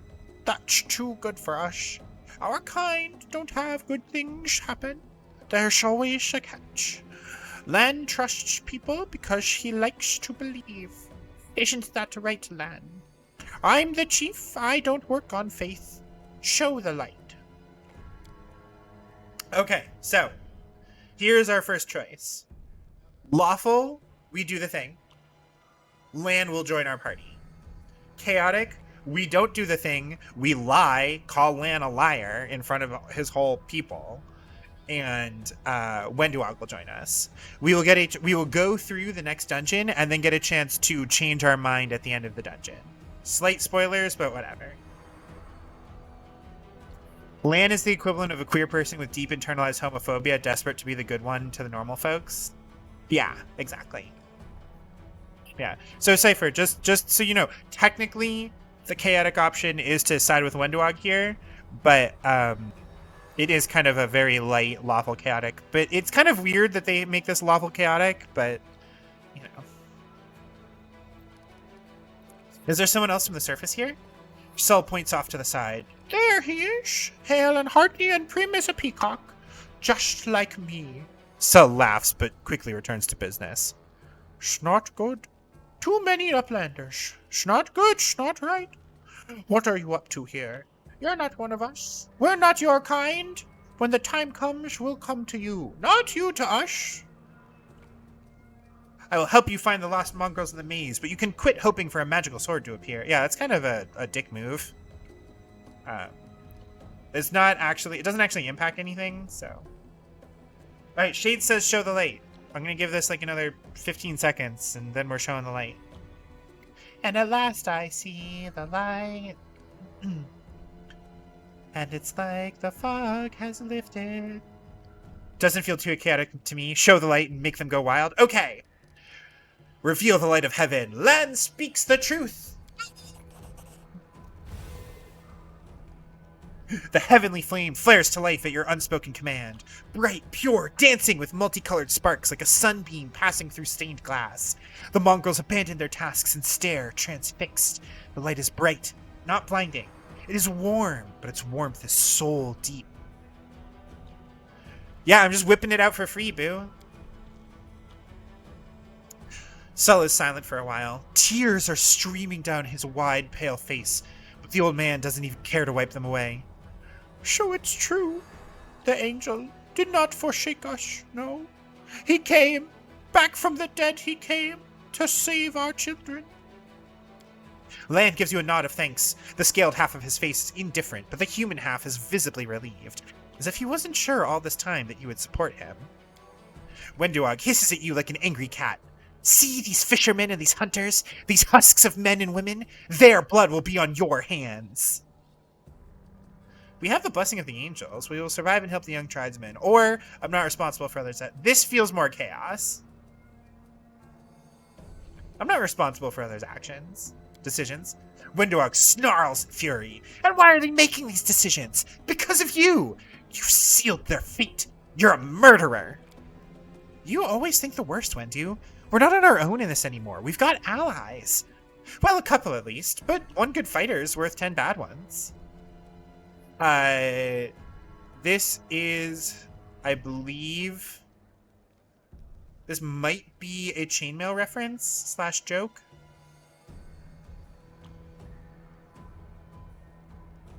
Very, very, like, the earliest versions of D&D before it was even D&D. I believe hero characters were worth, like, 10 individual guys, but I'm not sure. You have the right of it, Lan. But we're Neithers. We're going to wait. I sent a messenger to summon all the tribes. It will take time, yes, but they will all come. They will all come for the light. Wait, Lan. Wait, Uplanders. Rest a while in one of our huts. Our home is your home. Lan sighs. All right, Chief, understood. Let's hope that a few hours is the difference between life and death for those kids. If they ask me what took us so long, I'll tell them it was your decision. Wenduog only grits her teeth in silence. Yeah, so Wenduog is going to leave the party. So Lan gets his stuff back, including Wenduog's potion.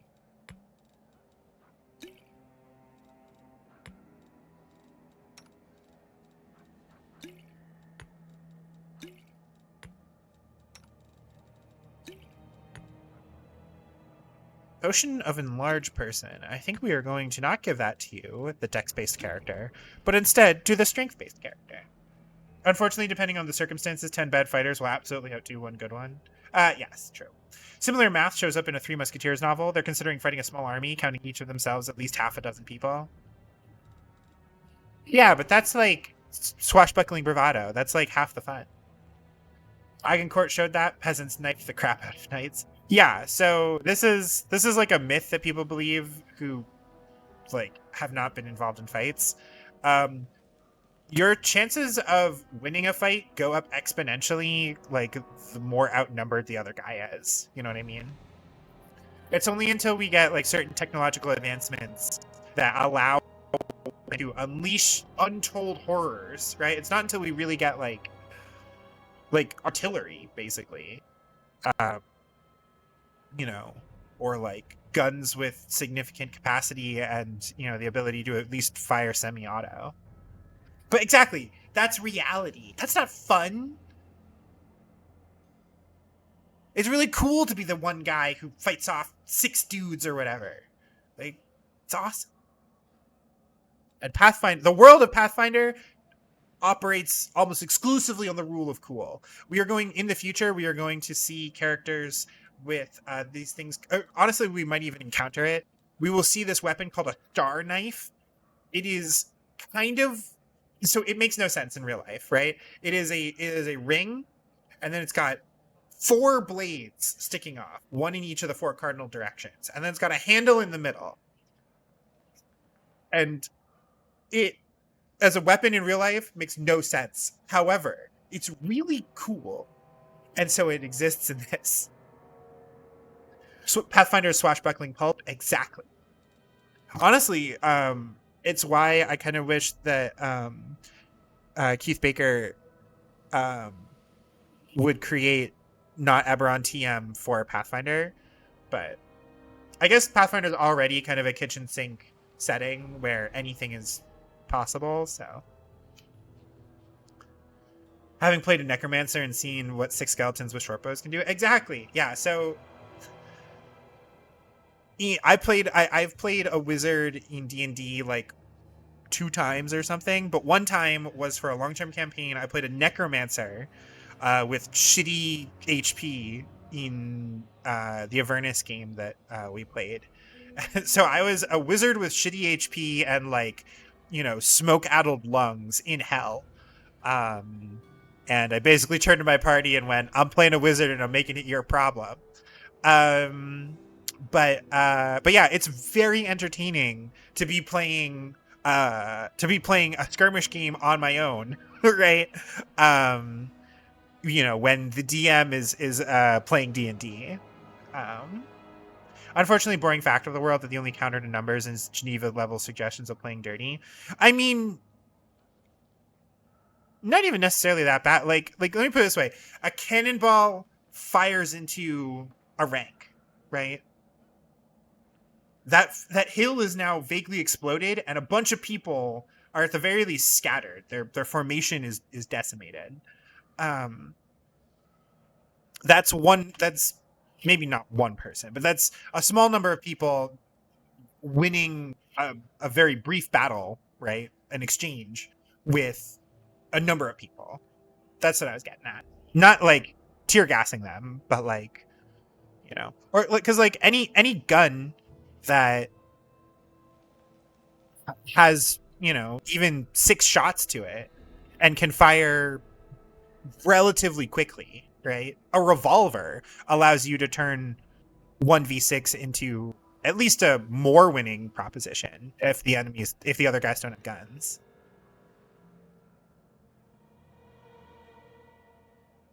You used to know Golarion well enough to tell you the best cities for being an Eberron campaign. Now you're just playing Sword of the Serpentine to do that.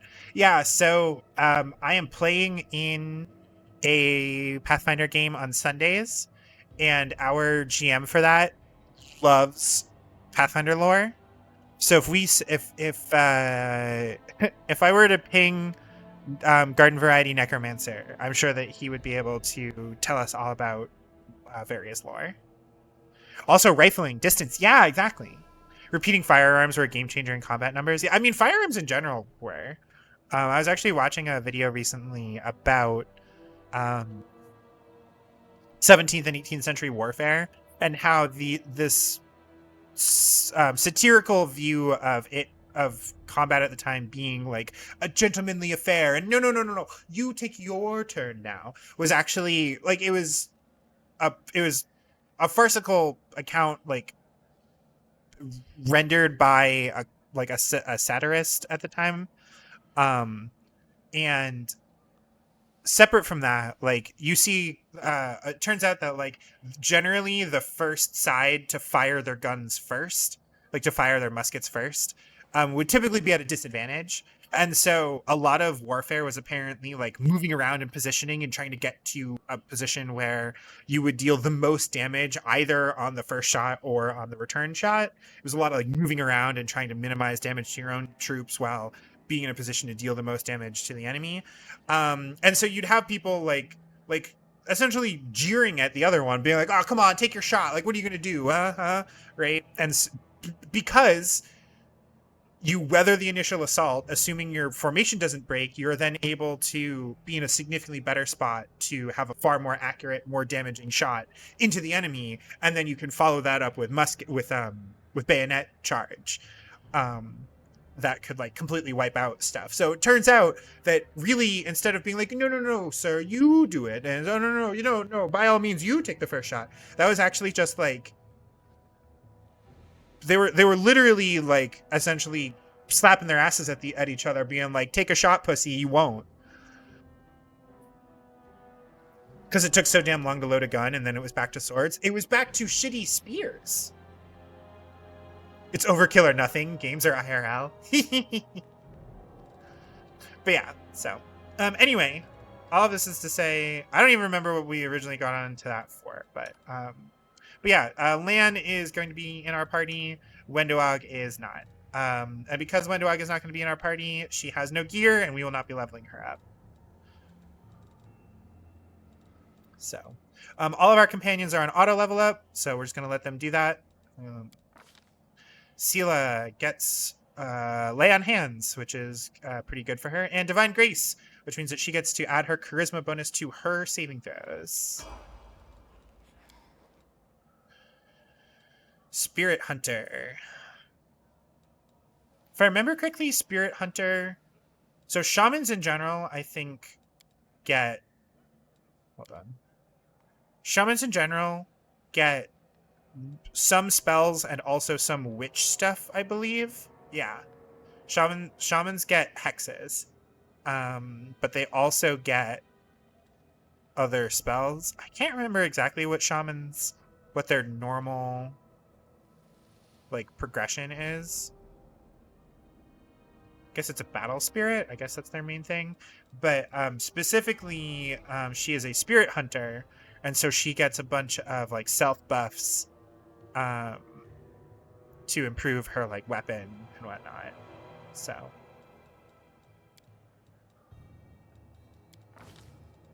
but she now has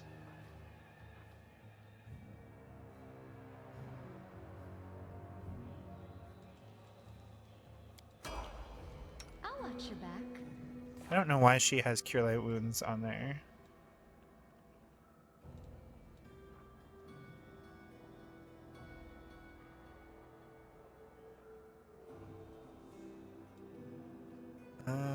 All right.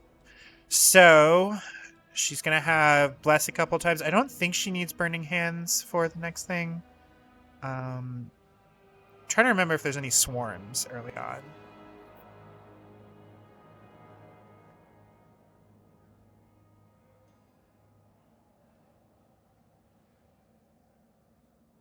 Like Bless is really good. Use it to set up a fight. And it now lasts for 2 minutes when she casts it, which is pretty cool. Your memory dropped a lot of that lore, but depends on the flavor you want. A lot of the cities work. Galton, Cheliax, and its colonies would work well for intrigue. Talden works well to emphasize fantasy swordplay. Best your gray matter can do. Oh yeah, no, boo. Not a problem. When I'm playing Pathfinder with my current group, we are playing in Pathfinder world unless I decide to completely lose my mind and like write a custom world or something. But otherwise, we are playing in Galarian. Okay, Doom. I guess Doom is the. So what is it? Becomes shaken. That's a difficulty class. We don't want that. Does Bane? Bane also has a DC. It stacks with no, because that makes them less accurate. It does not make us more accurate.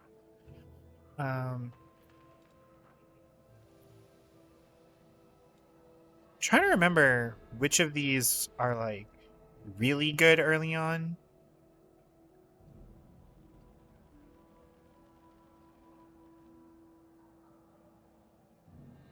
Magic weapon might be okay. Entangle would be better if one of our characters wasn't straight up, or if two of our characters weren't straight up tanks. I'm just trying to remember, because I know that there's the ice elemental fight or water elemental, and that thing's rough. You do have to like prep yourself for that, but they give you a bunch of consumables to make that fight doable. Do we just take less again? I think we just take less again and hope that we didn't choose wrong. I think that's the plan. All right. So Lan is a Zen archer. So he gets a bunch of monk powers that specifically apply to bows.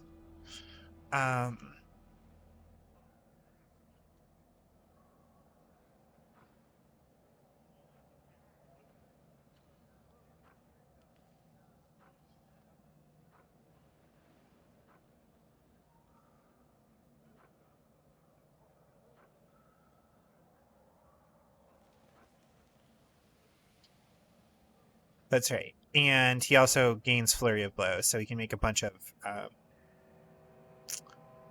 arrow. He can take a bunch of attacks early on, and then he focuses on longbows, which gives him stuff, and then he also picks up Precise Shot to make sure that he is actually effective early on. Okay, cool. Perception, athletics, mobility, beautiful. Look at all this stuff. Look at this guy. He's so good with bows.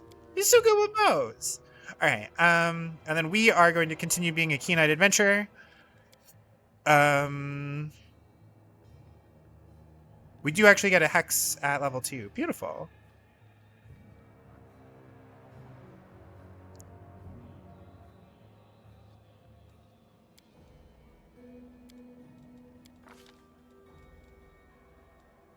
Anyway, we have 4 points. We shall put them in our 4 spots.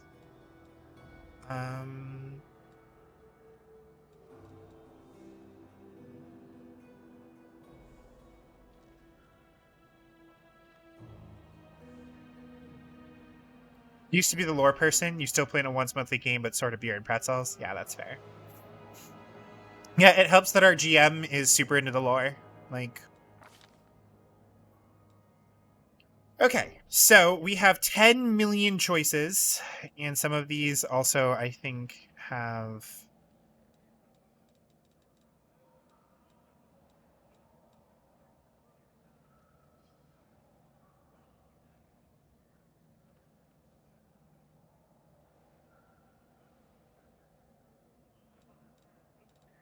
I think that's the only one that's technically a tree. Yeah, okay. So, Ward is +2 AC, but it's a deflection bonus. So that's not good.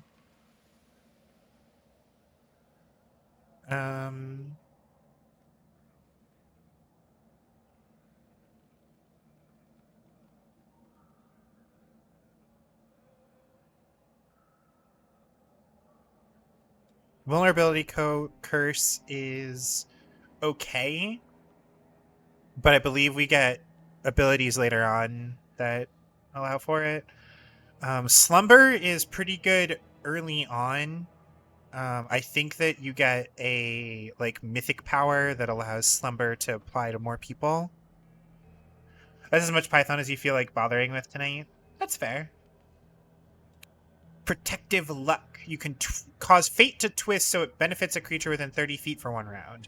When they are targeted by an effect that requires an attack roll, including weapon attacks, attacker must roll twice and take the worst result.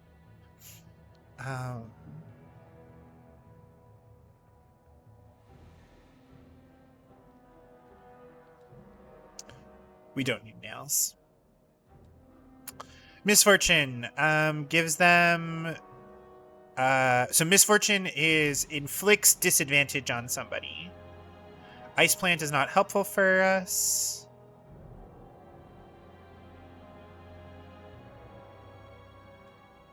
Healing is pretty good. It's just guaranteed healing.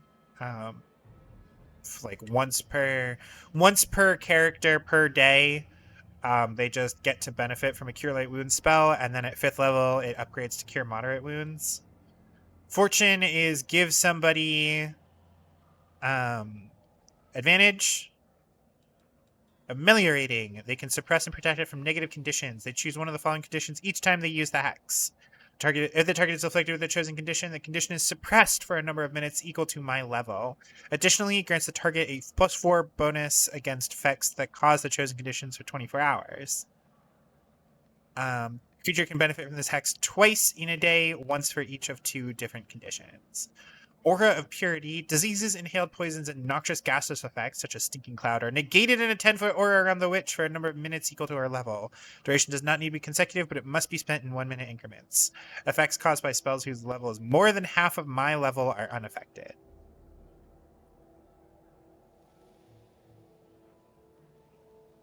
I think you mentioned it here before, but you love the story of when the English were fighting either the Irish or Scottish when they first started using muskets. Irish and Scottish used a bunch of super thick cuts of wood as impractical shields to block the English firing line, then rushed them with sword during the reload because the English didn't think to have a backup for if their shots had no effect. That's fantastic. I don't know if I've heard that before. Cackle is typically a hex that you take to improve other stuff. I think I want to take Fortune.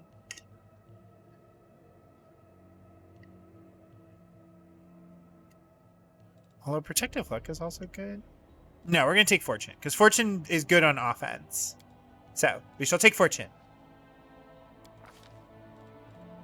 We get 2 spells. Oh my god, there's so many spells. Okay, we are going to take...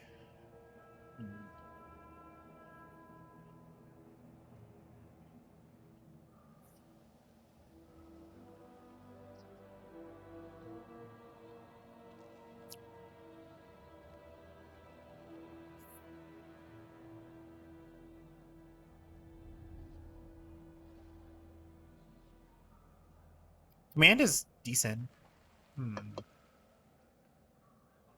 Except that I know that Enlarge Person and Reduce Person later on end up really good. Unbreakable Heart is decent.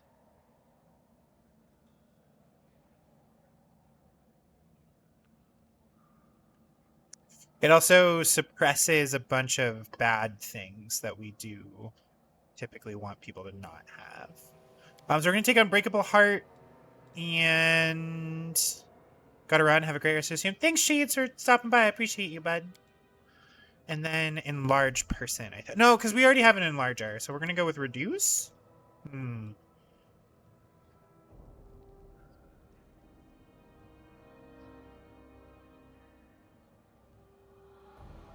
go Remove Sickness, actually.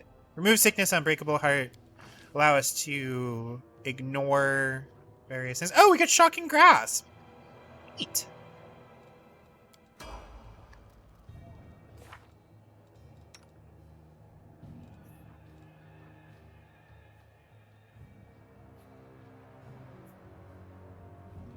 Okay.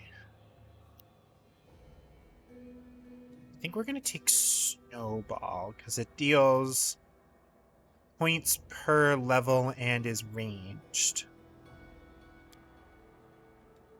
We're gonna do that. We don't need the Burning Hands.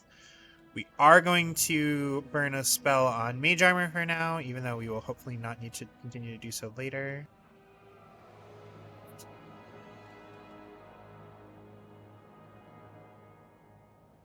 Yeah. All right. Cool. That's right. Hold on. What is our... It's improved cantrips. Cantrips that deal damage and require ranged touch attack to hit have their damage increased by additional damage die of the same type for every 2 witch levels. So yeah, Ignition, Ray of Frost, Acid Splash, and Jolt all should be better now. Is that correct?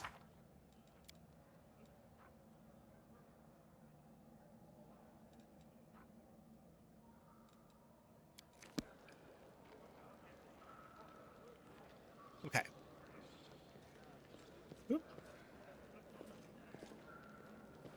So we are going to loot this place for all it's worth. There is a merchant in here. This is one of the improvements between this game and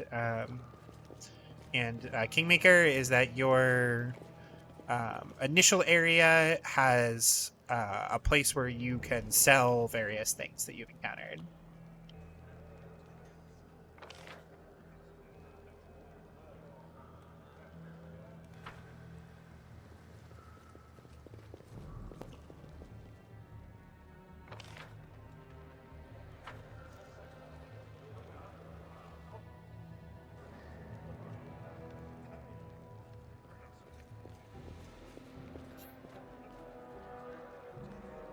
Horgus Quirm!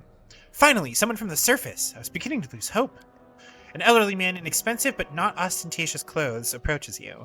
His face is peppered with several healed cuts and bruises and twisted in an expression of extreme discontent. Allow me to introduce myself. My name is Horgus Quirm. Yes, that Quirm. You no doubt have heard of me if you've spent any time at all in the city. Business proposition for you. How'd you end up here? For a moment, Horgus's eyes focus on Camellia before his gaze returns to you. Like everyone else, down I went when that accursed beetle cleaved the ground in twain beneath our feet. I'm lucky I didn't break my neck in the fall, and I'm doubly lucky that I didn't encounter any subterranean cockroaches on my blind wanderings, and instead came across hunters from this settlement. Though I must say that when I first glimpsed their physiognomies, my life flashed before my very eyes. But they turned out to be decent chaps. Frightening to look at, but able to keep a bargain. What kind of business proposition? I don't know what is happening on the surface right now, but I'm determined to find out. You have no intention of seeing out the rest of your days in this village, I suspect. We must find a route back to the surface, to the city, if there's anything left of it.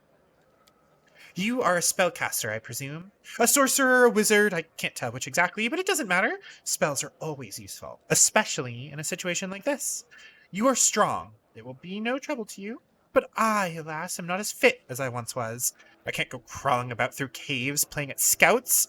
My proposition is simple. Lead me back to the city, and I shall pay you 1,000 gold coins.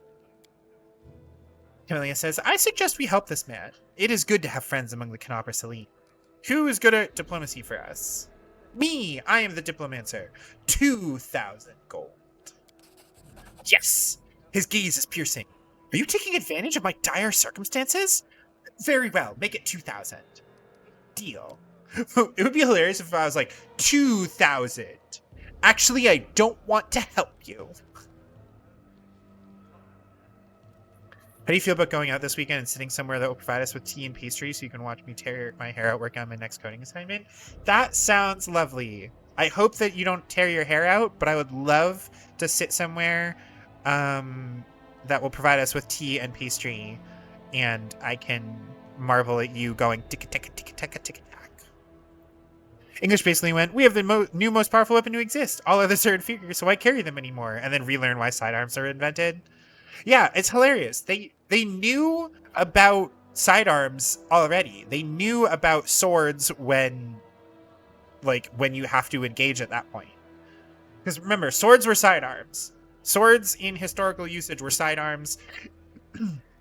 Your main weapons were basically always going to be pole arms or bow and arrow, up until like the widespread adoption of firearms. So, haven't been out for tea and pastry in ages. Boo! What if you also went out for tea and pastry?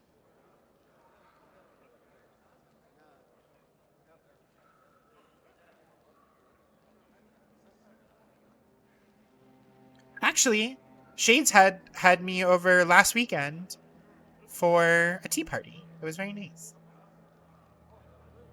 Splendid. In the meantime, I shall sit here in the village. Okay. Horgus, we have to go. Also, Cypher, if at any point you want more chaos, just let me know on what we should be choosing here, okay? We have to go. Go on, go on. Don't forget our agreement. When you find the way out, be sure to tell me.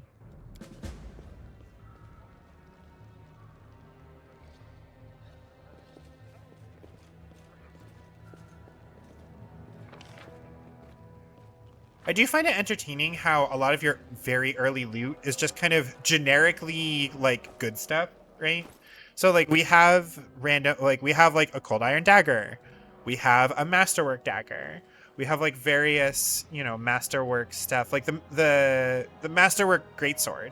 Like we have people in our party who could use it, but they're not actually great at using it. You know what I mean?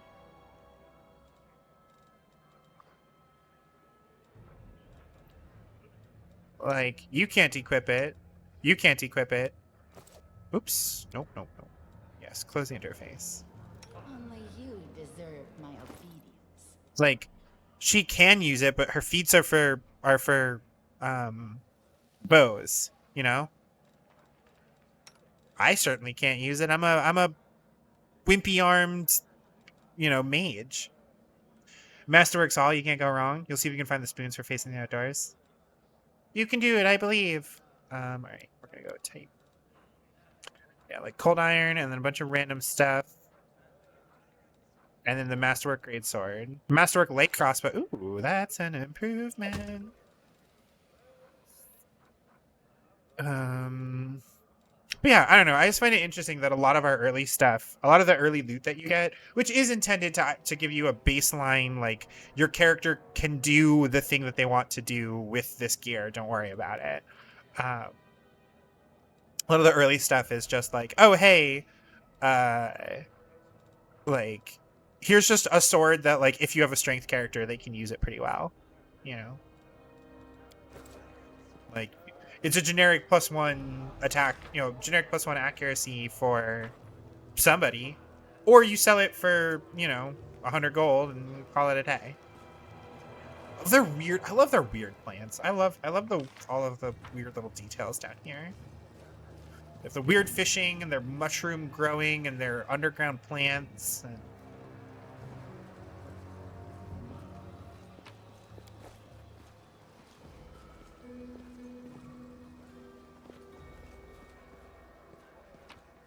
also the fact that we're just looting these guys for all they're worth.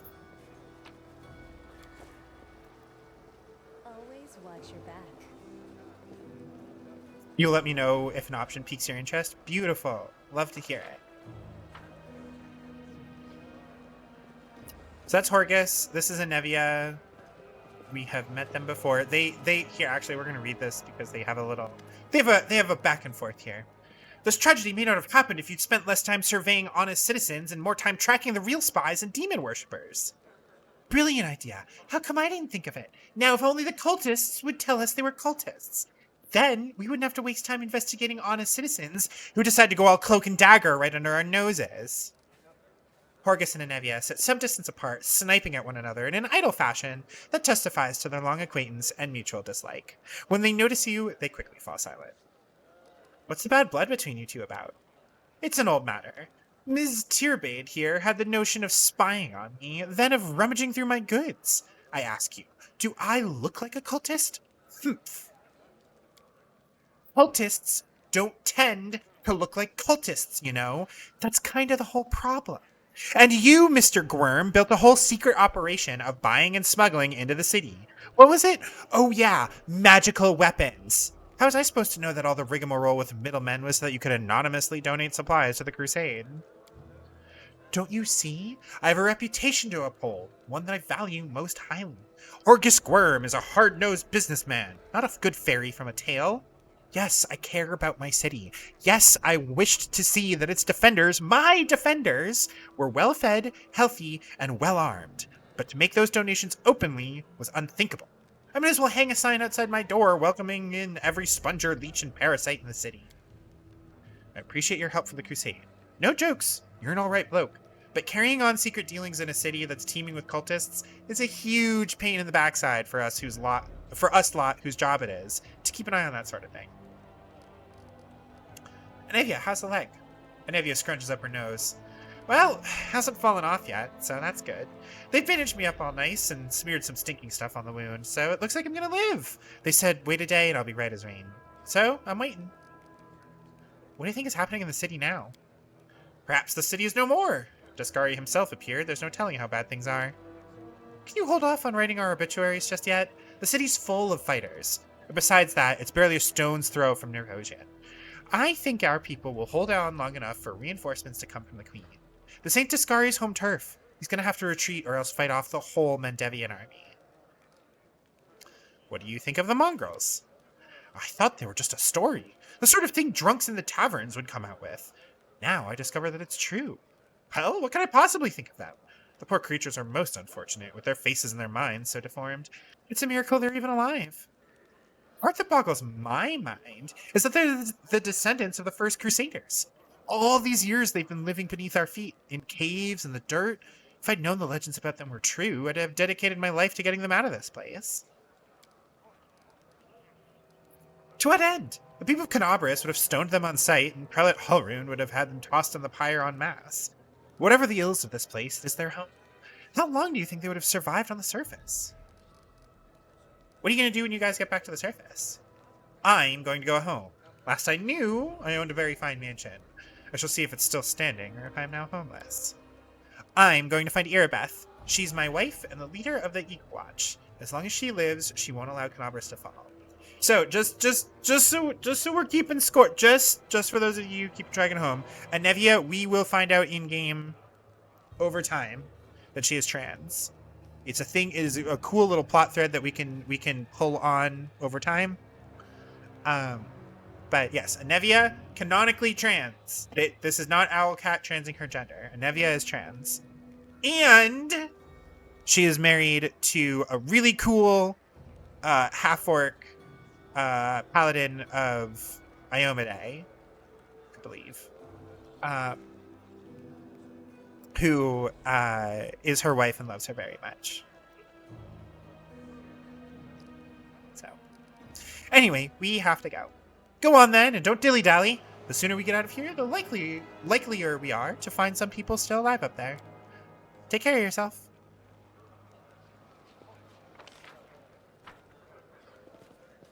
On that note, you must go to bed and dream of orcish women. Very fair.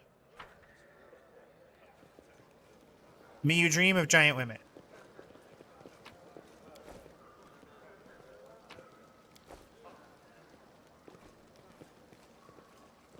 So this is the hut. We are not going to do that yet. We have a bunch of loot still to acquire.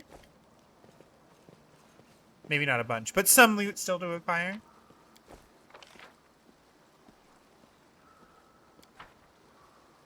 And perhaps most importantly, we have some shopping to do.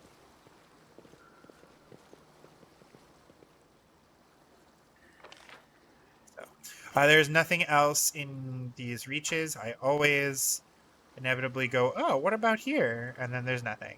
So, good night, Boo. Thanks for stopping by. I appreciate ya. So, we are going to speak to Dyra. You there! A tall woman with a face deformed by an enormous swelling smiles broadly at you, showing off her double row of small, sharp teeth. You, from the surface! You must be tough to make it all the way here. Never thought I'd see the day. Call me Dyra. Let's trade. Who are you? The people around here call me all sorts. Dyra the Hoarder, Dyra the Coin, Dyra the City Girl. Like that's a bad thing. I trawl the caves, picking up all kinds of things from the surface that wash down here through your sewers. I trade all kinds of junk for food and clothes, but I only part with my best finds for coins. Got no coins? Forget what money is? Well then I have no use for you.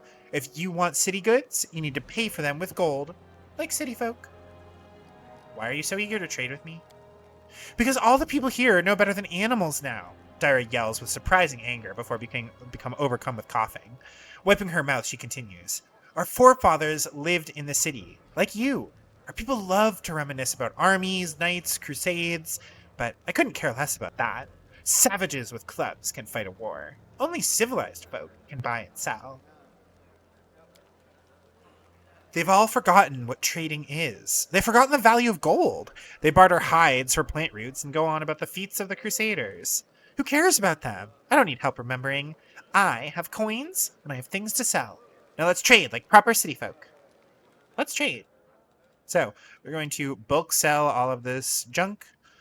We are also going to sell the short spear, this short bow, basic longsword, basic longbow. I think we are still going to... Well, we'll hold on to that for just a moment. Light mace, I don't think that there's anything in there that we particularly care about. And light crossbow as well, we will drop. We already determined nobody can use the greatsword. Nobody's using that shield or that armor, so it doesn't matter. Flail we can give to you, comma, nobody's using.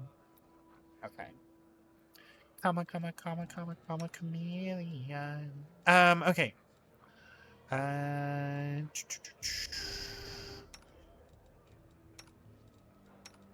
believe that is it for now. So nobody actually needs the longbow, so we're gonna sell that. And we will give you the flails, that way you're set. We'll hold on to the cold iron dagger because that will be important later. Okay, cool. We hit deal. We will get 256 gold. Ta-da! And then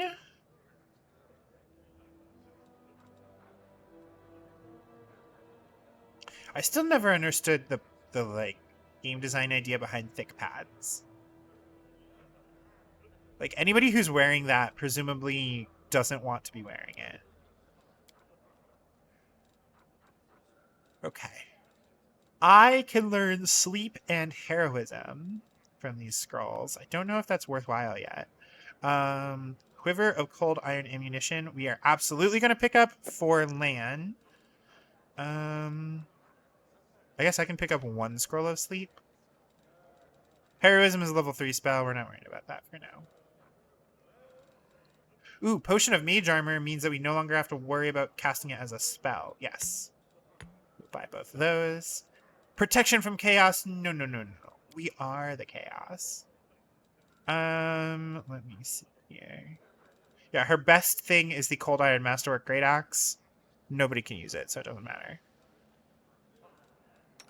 You can use it, but you don't care. You don't actually want it, so. And then the rest of this is just normal gear. Yes.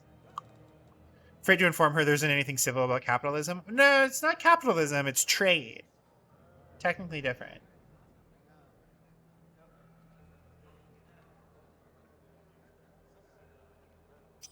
Commerce is going to happen whether we want it to or not. Capitalism is the real problem. Okay, so I don't think we care about any more of these scrolls and stuff. There's a bunch of consumables that we can spend our money on, but it truly does not matter.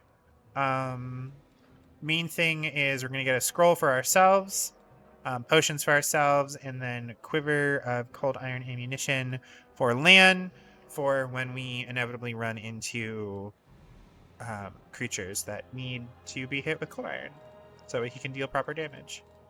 Okay. I believe that that is all set.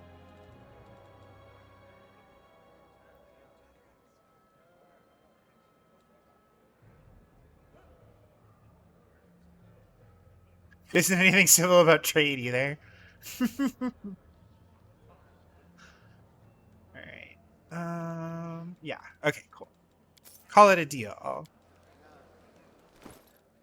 Inventory. You. Ammunition. Me. Copy to my spellbook. You.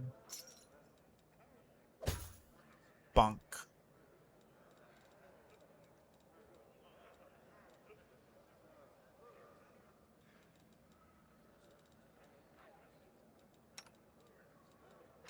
You were to have a dagger. Does this? Okay. Slightly less good combo, but still acceptable. Okay, cool.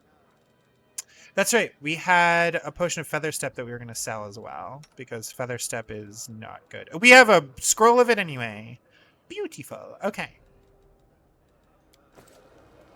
That's okay. Potions are good for other people for later on. So, I believe that is all of the exploration we can do here. That's the chief. Those are our topside companions. The hut for resting is right here. So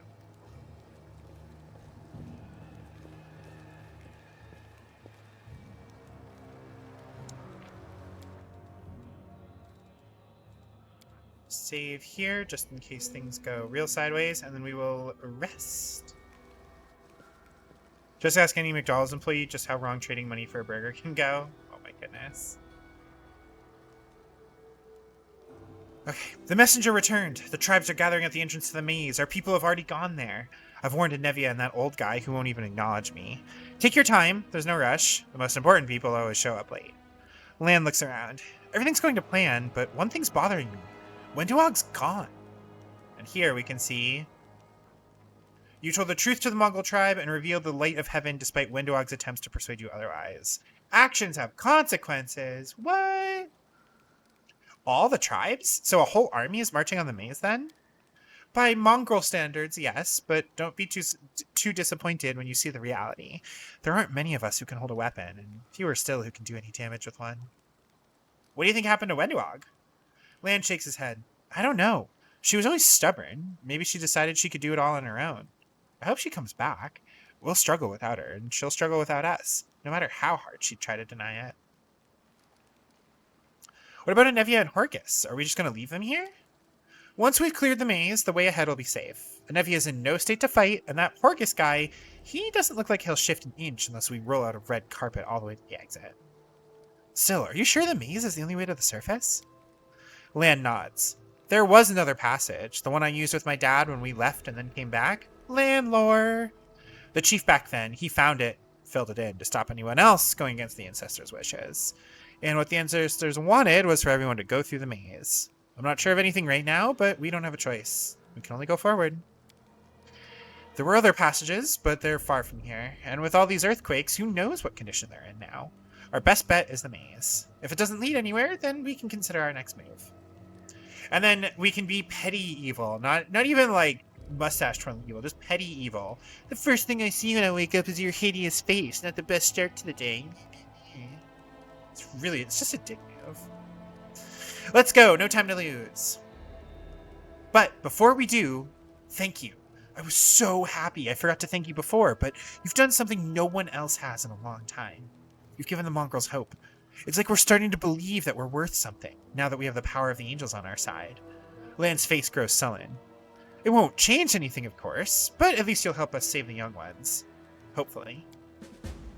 Let's go through the main gate. Straight road is the shortest.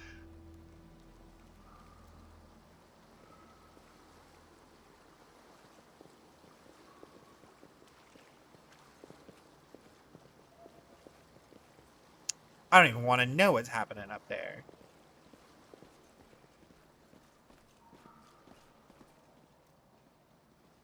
Yeah, I believe this just kind of invisible walls after a certain point.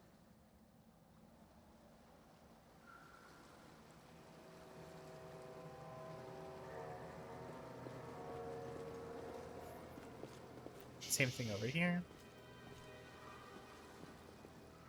That's a very visible wall. Okay, caves at the shield. Madam, this is a Wending. You give money, you get burger. It doesn't need to be this much of a conflict. That is not that's not tied to commerce, though. That's just people being dickheads. They feel empowered because we have power imbalances, but that's because we treat workers like shit. If workers felt empowered to tell people to piss off, you know, then we would have at least less of that. But at the end of the day, we're always gonna have a mismatch of I want this, you want that, you know. One and done, baby. Damn, that was sick as hell. All right, we are going to turn fighting defensively off for now. Does she have 3 ranks in mobility? She has 2 ranks. Okay. Ads starting in 15 seconds. I forgot.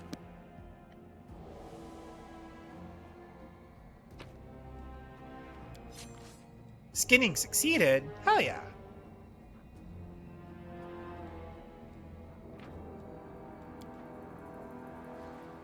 Oh, now I want a cheeseburger. To be fair, I frequently want a cheeseburger. But you reminded me that they exist, and therefore I want one.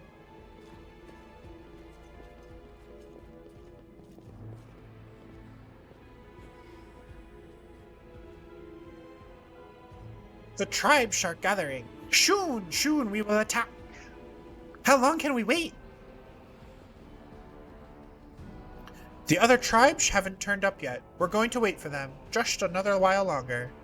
Knowing so, the preparations will take the best part of a day. Let's go take a look in the maze ourselves and see what's what. Favorite you can get to here at the dispensary is, ma'am, I'm not going to commit a felony so you don't get inconvenienced. Yeah.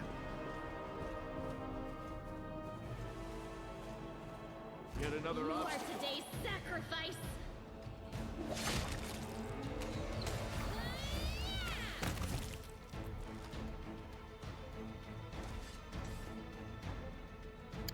Everything has a I'm going to turn point blank shot off for now because the damage boost is not worth it. I want cheeseburger. Oh, I forgot to. All right, whatever. Well, mage armor on myself. It now lasts for 2 hours. We're gonna take it off of our list. Boop boop bida boop boop bida boop boop bida boop boop. We'll take shocking grasp. That's fine. See, the problem of trade is too many people always want to get one up on whoever they're trading with. Yeah, well, that's because we always have to view it in terms of profit and like a zero-sum game, as opposed to like mutual benefit, right?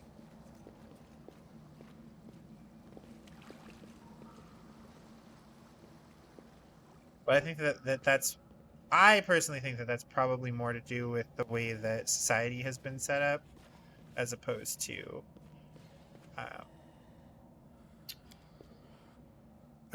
how trade actually is. Does that make sense? Like, I think that we could have mutually beneficial trade as like the baseline. We just have chosen not to do that.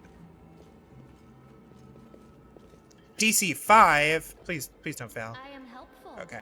Am I not? Bas relief of Baphomet, Demon Lord, Lord of the Minotaurs, and Lord of the Labyrinth. Thought that this was like a shielding maze. Kind of weird that we've got Baphomet all over the place already.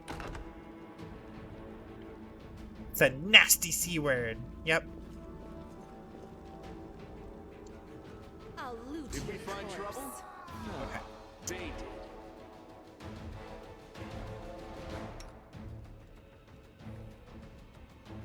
Go for their hearts! You won't survive me. Your death awaits. Okay. We'll do it like that.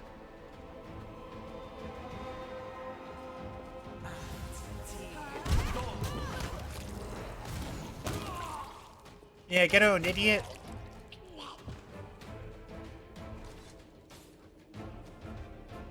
One of the things that I do have to get better about is constantly using Light of the Angels. Oops. Because it's just repeatable. From the poor. It's my way of supporting equality.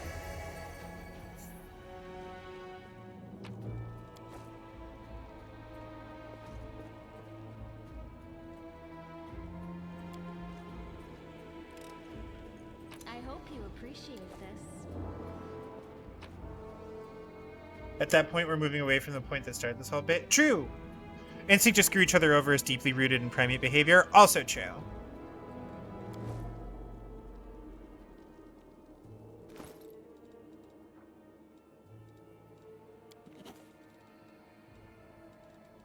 Look, I'm not saying there's any perfect answer.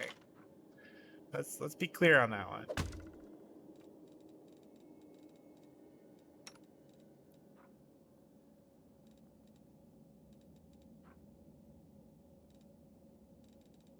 I forgot to sell our stupid potion. Whatever.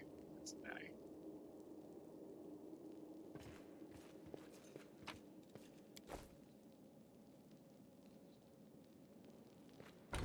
Chimpanzees and gorillas exhibit the same patterns. Yeah, it turns out that we've just been it turns out that selfishness is an evolved trait. I am helpful, am I not? Hey, better get real used to hearing that little bit.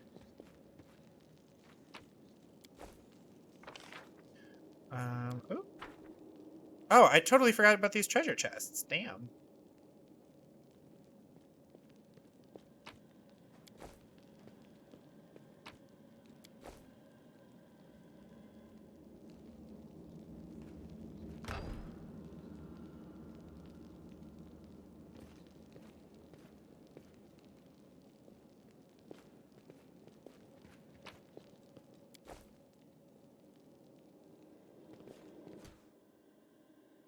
There's a guy in the corner. There we go. Endure this! Did we step on their toes as well?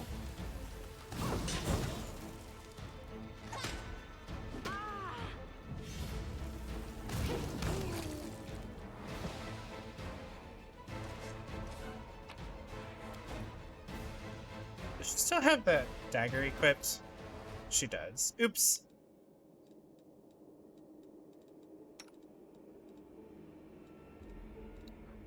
Masterwork glaive. Alas, we are not good with glaives. I am helpful, am I not? Extensive but slightly water damaged collection of writings on rituals and demon worship. It's not trade or religion or any specific culture or economy. Yeah. What's that there?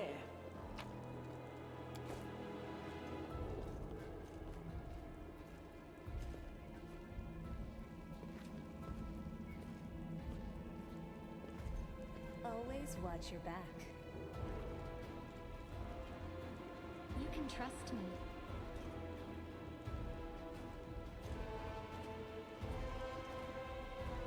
Stay on your toes. What's that glitter? Hey, now we can teach ourselves heroism.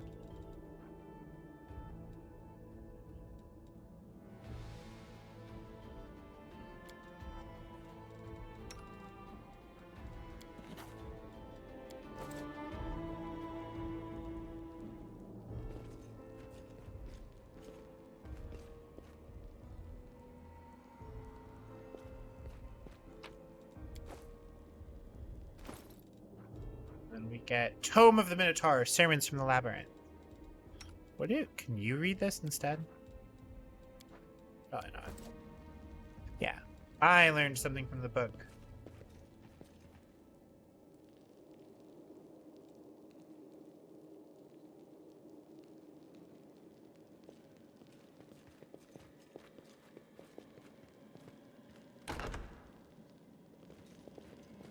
Now, what is that?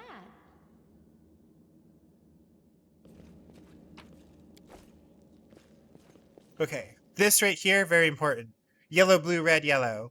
Can somebody write that down for me? Yellow, blue, red, yellow.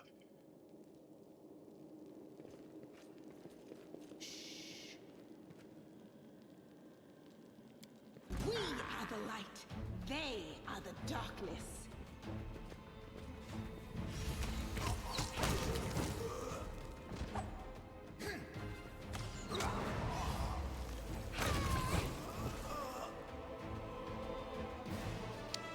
Thank you, Brownie. Lan stares at the dead mongrel with sorrow in his eyes. Hovland. His name was Hovland. Did you know him?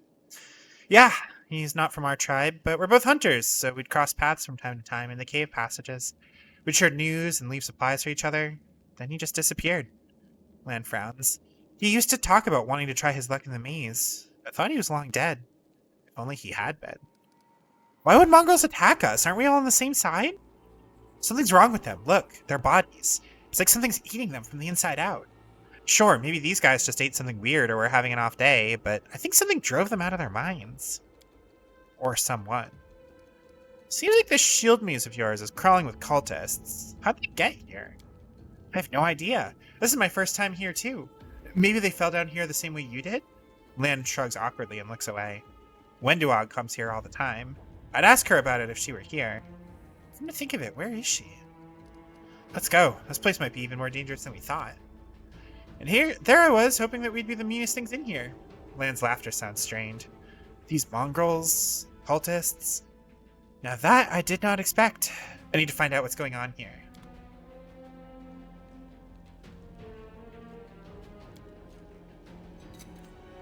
I hope you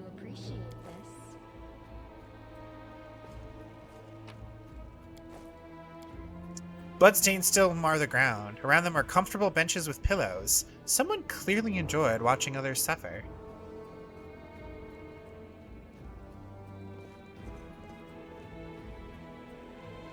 So I think we can technically go through here. Yeah.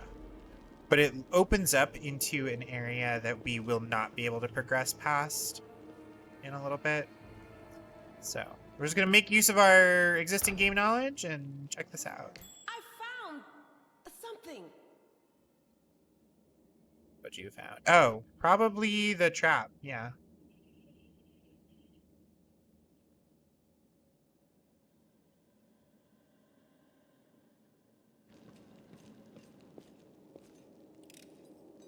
I am helpful, am I not? Cultist champion. This is gonna be a pain in the ass. Draw the first blood. This guy has really high AC for our level. It's very annoying.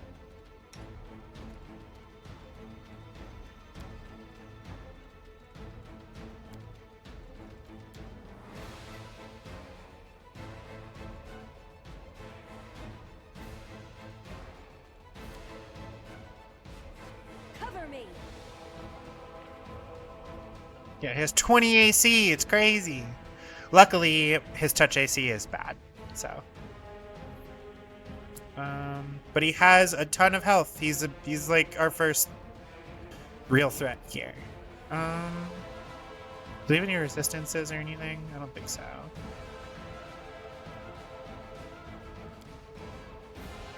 All right. You fight defensively. This is a touch attack. You see that?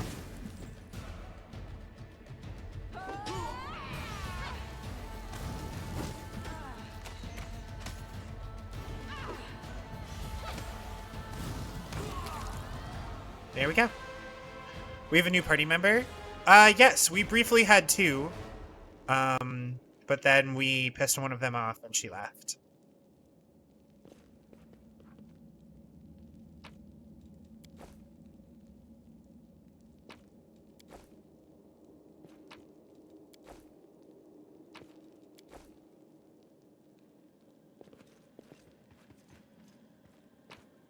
Bunch of loot in here.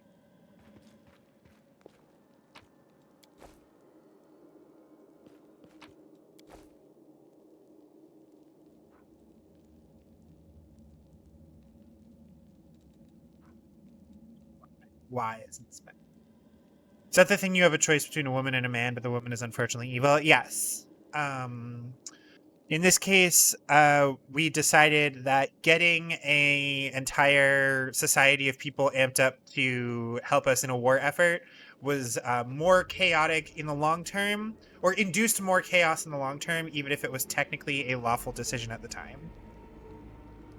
I heed the voice of the A bright spirits. future awaits us.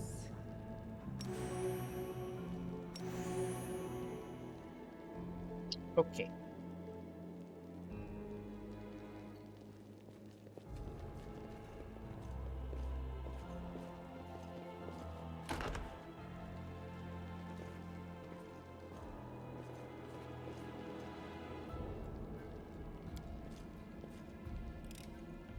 I am helpful, am I not?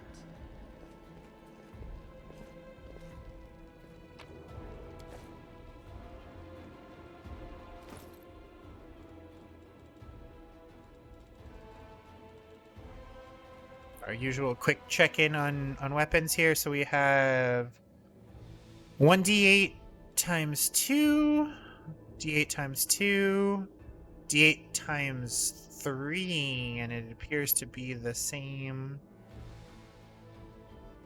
Oh, and it's masterwork. Hell yeah, brother. We'll go for that for sure. I don't think she cares about being able to deal fire damage, so I think we can, at least for now, give her polearm. I'm helpful, am I not? Somehow she's reminding me a bit of Imoen. Oh, interesting. Yeah, so she's like a buffing spellcaster with some self-buff capabilities. But one of the things that they did to set up Camelia's character is that they gave her skill focused trickery. They gave her a background that gave her like skill in it. So she has a bunch of like bonuses to it. So she is your not rogue TM at the beginning of the game.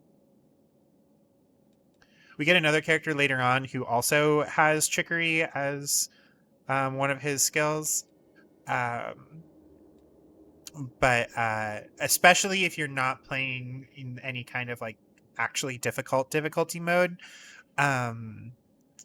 then Camellia's trickery setup is generally enough to, you just set it to like auto level up and she'll do it on her own.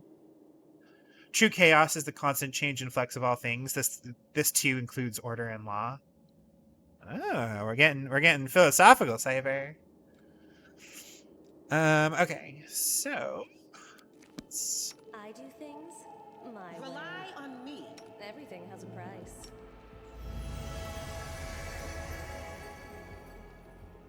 that's right. Do we have any armor for her?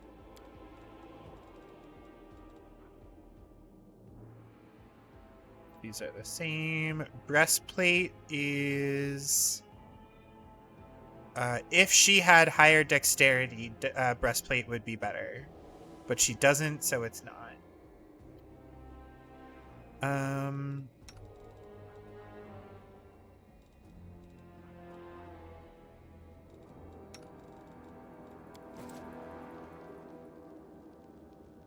Also reminds you of Imoen and Baldur's Gate 2, where she's a dual-class thief mage. Yeah, so in this case, she is not a thief. She just happens to have basically the thievery skill. Our thief mage will show up later in Act 1 proper. Right now, we're still technically in like the prologue. I think technically it's considered Act 1, but we're in the prologue. So we will get a like arcane trickster, I think is what it's called. He is a rogue with limited spell progression, and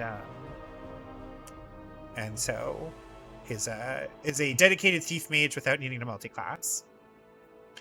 This character is good at stealing things, is maybe not so trustworthy, but MON is. You don't think 2E D&D has any way to get thief skills without thief levels? Yeah. Yeah, I mean, this is based on 3.5. Well, it's based on Pathfinder First Edition, which itself is built on top of D&D 3.5, which has, you know, skill ranks and stuff.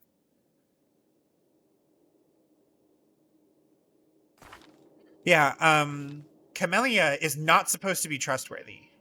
You meet her over a dead body that has been mutilated, and she says some weird stuff in fights. Finally got a new job last week. It's been really good aside from the hours. I'm glad that the new job is treating you well, Violet. I'm sorry that the hours suck, but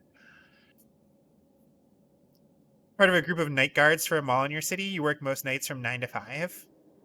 Hey, if you can manage the overnight life, it tends to do real well. Someone built for Arcane Trickster in this one too. Neat. Octavia felt like one of those in Kingmaker, though she doesn't start with it as she's only level 2. So Arcane Trickster is a like subclass in this game now. It is a like retrain of Rogue. It did not exist in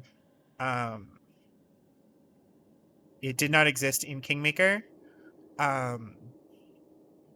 But Octavia, if Octavia existed in Wrath of the Righteous, she would have been this class instead, I think.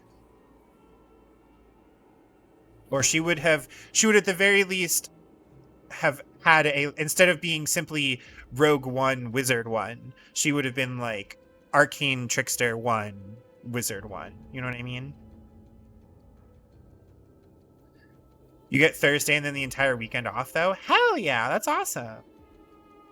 Never mentioned it before, but never dived into it. You have a whole philosophical speech worth of notes on the true nature of chaos. I feel like you and I have talked about it a little bit before, Cypher. Kind of how you meet Anders in DA Awakening, which is perhaps not a good sign either. Yeah. Your workmates jump scared you when you came out of the bathroom. You almost pepper sprayed that. Oh my god. Thought it was Prestige class in Kingmaker. Maybe it was something else similar. So there is a... Here, let me see if I can...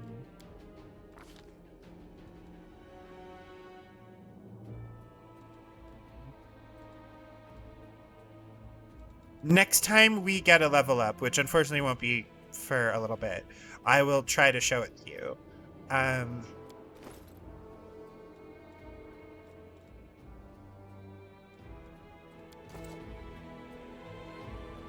You got a stun gun? You're strapped.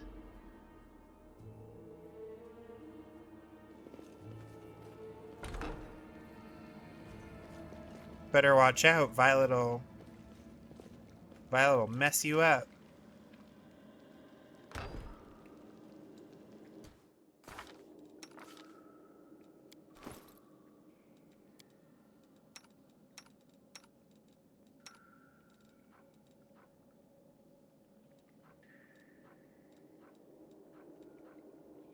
Cold Iron Masterwork Javelin, we are going to give that to him because he will make use of that. He'll make proper use of that soon. There are demons around that he will definitely benefit from being able to hit them with that.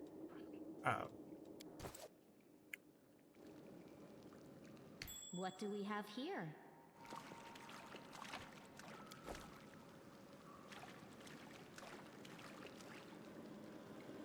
Let's fight some Save chumps. the last one for me. Damn, that was sick as hell.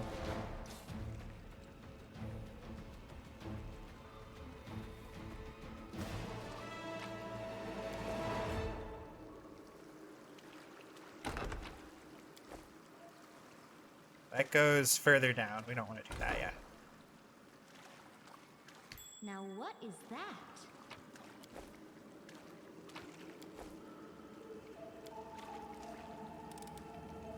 I hope you appreciate this. Usually working the cameras until you rotate for patrol, so you just watch streams while checking cameras. So you're just living the Five Nights at Freddy's experience. That's what you're telling me.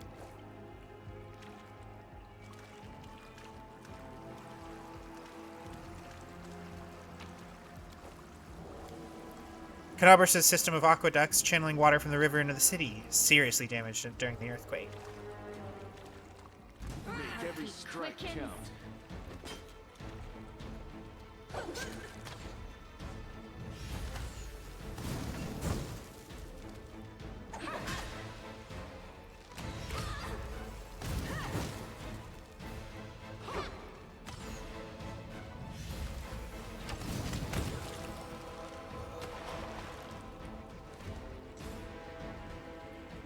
Good talk. Okay, we're gonna quick save because I think this is another like mini boss sort of guy. Yeah, the corrupted mongrel brute is sometimes a problem. So You've crossed the I wrong should have line. known better. the barbarian, he's got power attack. Easy to hit though, very easy to hit. However, he has some kind of effect. Yeah. He's got some kind of effect, I think, that, yeah, Die Hard. When you're below 0 but not killed, you can fight on for one more round as if disabled. At the end of your next round, unless brought above 0 hit points, you immediately fall unconscious. So yeah, he has this problem where you knock him out and he's still going. It's really annoying. But he only has 35 HP, so. The Inheritor, guide my blade.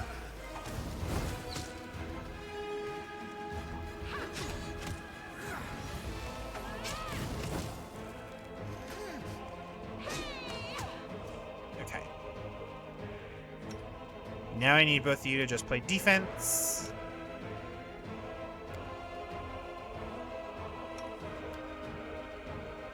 I don't think we can do any more defense than this, so. There we go.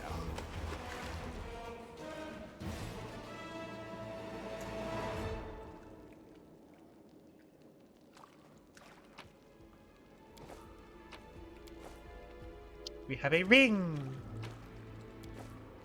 a ring of protection. Which, let me see. We're going to give our frontline fighter, so that way she is that much harder to hit.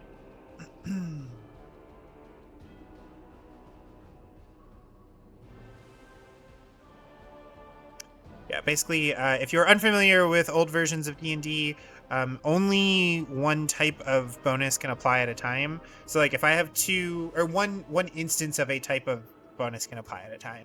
So if I have two sources of a deflection bonus, the better one will work, which means that when you're picking options and bonuses for your characters, you have to really be careful that you're choosing the correct one. You know what I mean? Like if I have two things that both give me a deflection bonus, that's not nearly as helpful as giving deflection bonus to one character and the other deflection bonus to another character. You don't get a stun gun or anything, but you do get samples, including from the med side that gets the wild stuff. Hell yeah, swag. Hell yeah. Getting the good stuff. Punching dagger. That's cool. The normal rapier. We don't care about that nearly so much. Sickle. Masterwork heavy mace. This is more accurate than the other one, so we're gonna do that. Never mind, it's not more accurate. Go back to the original. Cool. That should be good for now. We are going to eventually run out of inventory space, but luckily there is remember that the merchant that we encountered before? We get to see her again at the end of this. Because it makes no freaking sense from a gameplay perspective to load your party up with a bunch of stuff that you can loot and then not give them the chance to sell it. Kingmaker. I don't care if it's not nearly as realistic or whatever. If you had Saturday evenings off, it would be perfect, but alas, yeah. You ran into that in Neverwinter Nights the other day. Oh, the ring and cloak of protection +1 are just not needed together. Yes. You give the ring to one person and the cloak to the other. I think typically the cloaks of protection, I thought normally gave you bonuses to saving throws, not AC. But cloaks maybe also give you an AC bonus.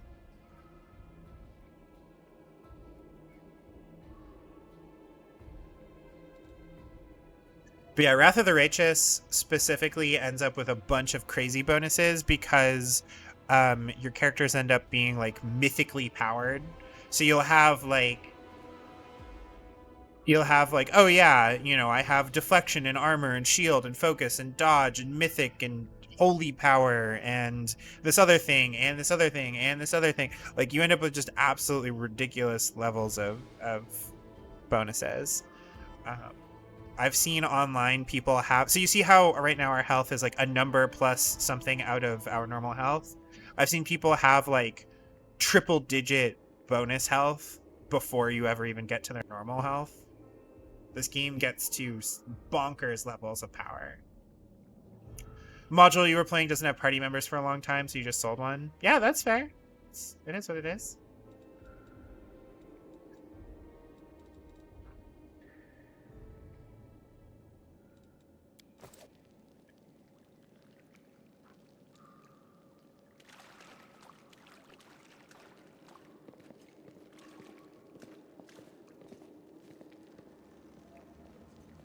Sworn that there was like something around here, but maybe not. Maybe this is just a bonus area to get that guy's ring of protection.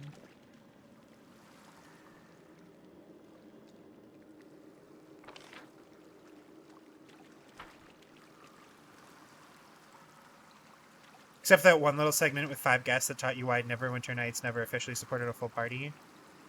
Neverwinter Nights after the base game supports a full party.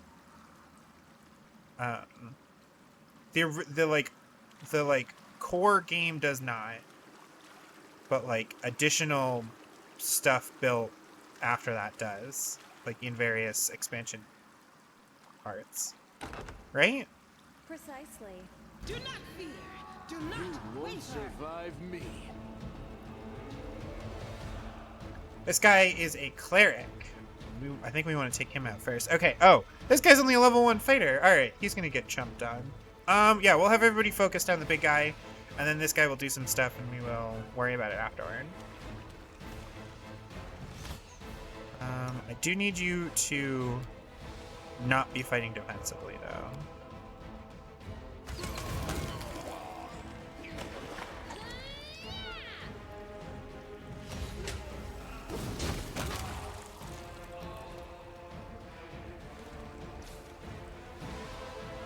A lot of these guys aren't even bosses, really. It's mine. Like, that's the thing to keep in mind, is that these, like, we don't have boss encounters early on. There's a handful of, like, arguably mini bosses. And then we have, there's an optional boss, in this dungeon. A like water elemental or something that can be really dangerous if you aren't properly prepared. And there's also there is a boss fight, like a 2-part boss fight, I think, at the very end of the dungeon.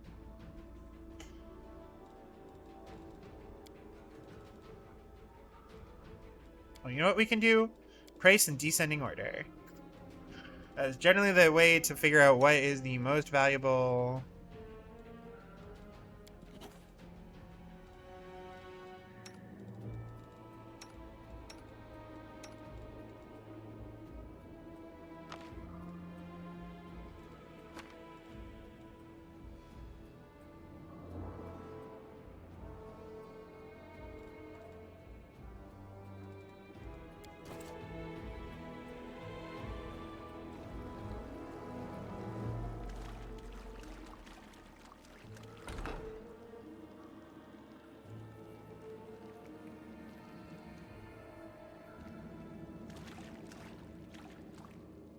This is not the fight that I'm fearing. Okay. Together, we stand. Open your heart to me. I'm all ears. Endure this! Hesitation is a waste of time. Let me draw the first blood.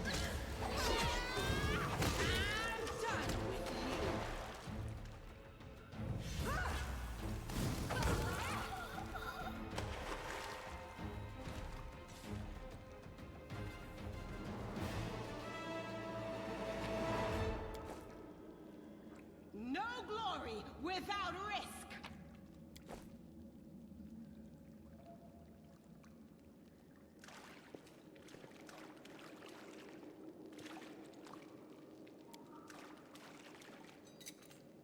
This one was beyond me.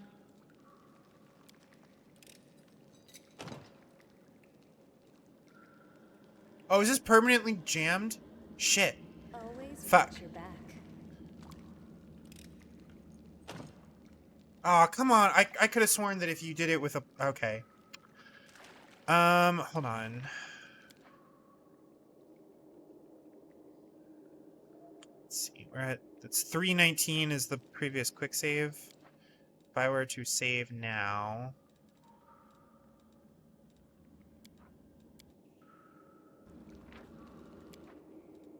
So we lose 2 minutes? Okay. Yeah, we can do that. That's fine. 2 minutes is fine.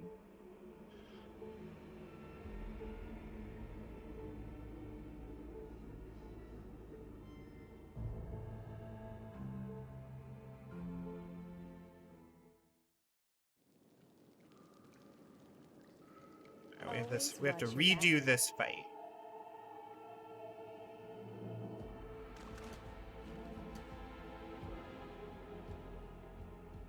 You've crossed the wrong We will mongrel. win this war. Ugh. Did I mess up again? I'll watch your back.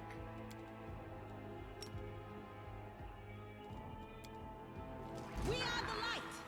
They are the darkness.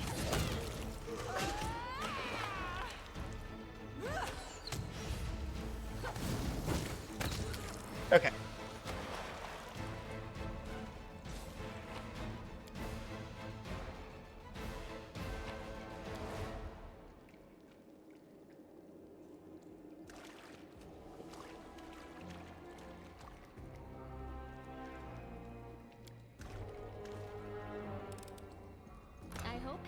There we go. I found something.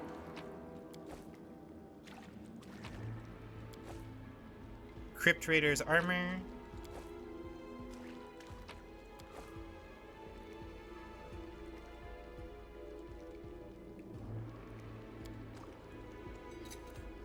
This one was beyond me. I am helpful, am I not?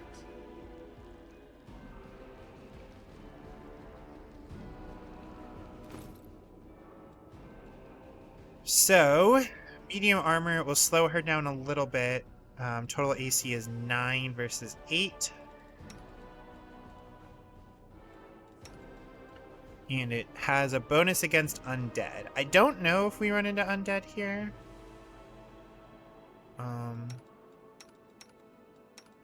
But honestly, it's probably a good idea for her to be at approximately the same speed as our other frontliner. So...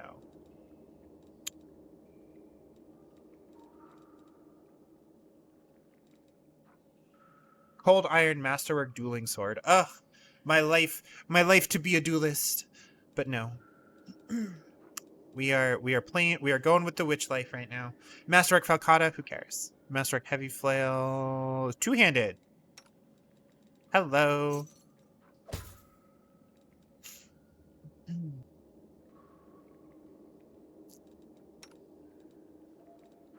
Any other spells that we care about? No. Okay, well. Excuse me. Amelia's encumbered. Uh-oh. I don't know if we like that. Penalties to mobility, athletics, stealth, speed. That's right. That's why we generally try to keep her stuff as low as possible. Okay, yeah. We can take that off from her. That's fine. Again, I don't think that we even run into undead in this. Or if we do, there's not many of them. But Crypt Raider's armor might be worthwhile to hold on to for future characters that may or may not join the party. Okay, this is the room with the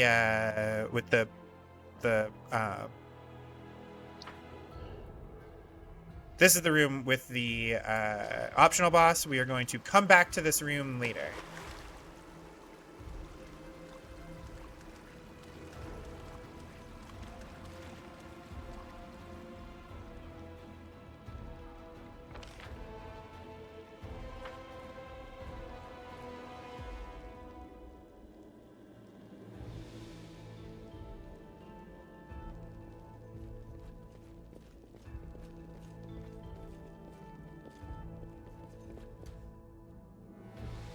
You won't survive me. They will break against our resolve. The Inheritor, guide my blade.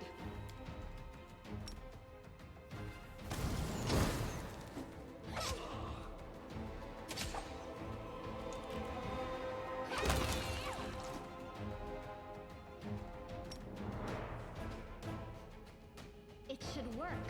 Is it flawed?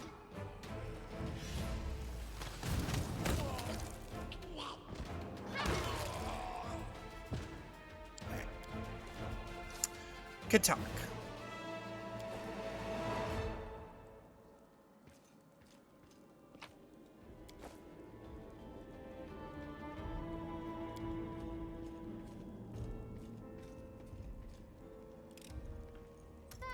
Not this time.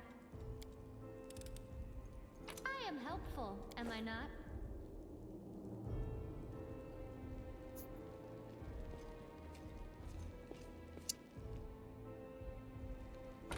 Save.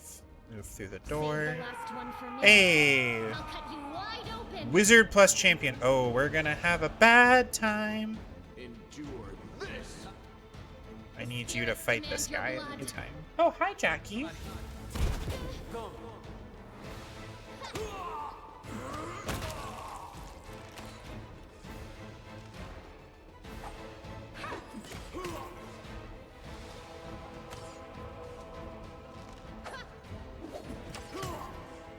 There we go. Ooh, we crit him. Nice.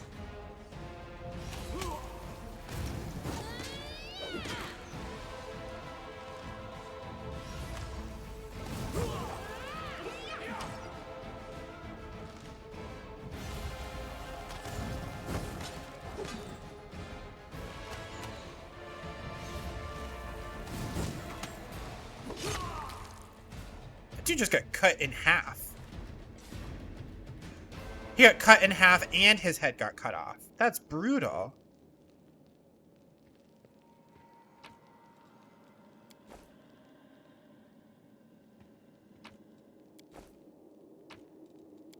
Okay, so that treasure chest gives us the things that we need to fight the other guy, which is helpful. So that's if you get hit, you take less damage. No, wait, that's on a per hit basis. You take less damage. This is just a general kind of pool of bonus health against that one damage type. Okay.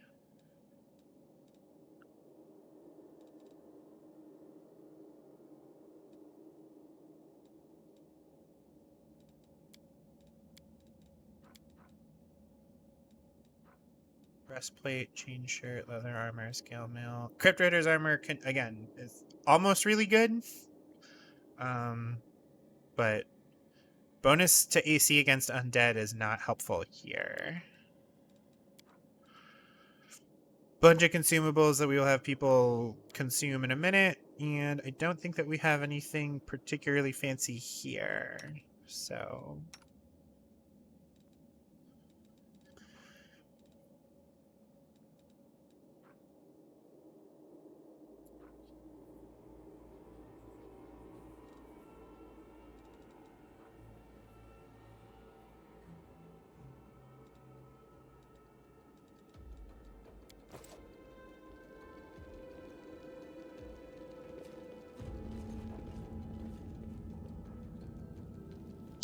oh wait, hold on.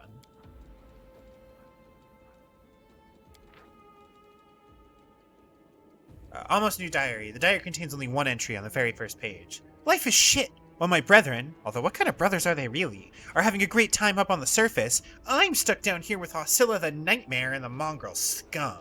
To top it all off, a pipe sprung a leak, an elemental is smashing up the kitchen, and that bitch Oscilla is sending off everyone she can find to try to kill the thing. All I can do is hide around corners, under beds, and in cupboards. I don't want to die! This isn't how I pictured it, serving Baphomet. This isn't how I pictured it at all. Hostler's orders. Follow these simple rules or you will die. 1. Don't bother me unless strictly necessary. 2. Keep the door to the shrine locked with a key I made. I don't care which one of you two holds onto it. You can tear each other to shreds over it for all I care. 3. Don't even think of setting foot in the ritual chamber. Ever.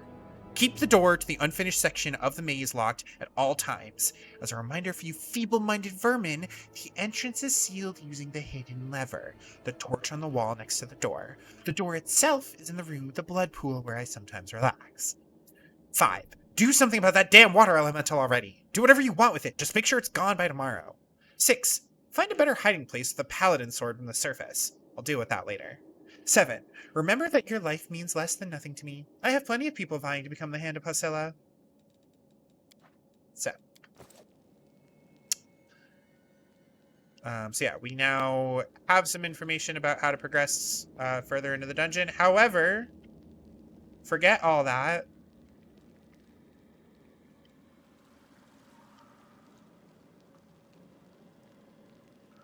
We have an optional boss to tackle. Hello, Jackie. Is my computer tower warm? What a terrible boss. Yeah, she's a like chaotic evil like demon worshiper.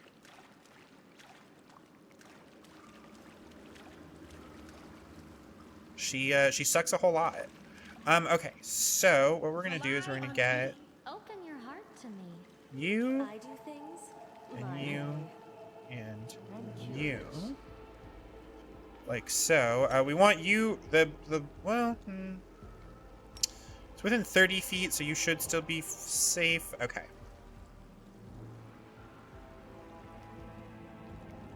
All right. So what we're gonna do is You are going to...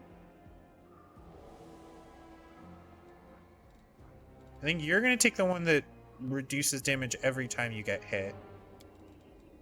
You're going to get the one that just gives you a pool of HP.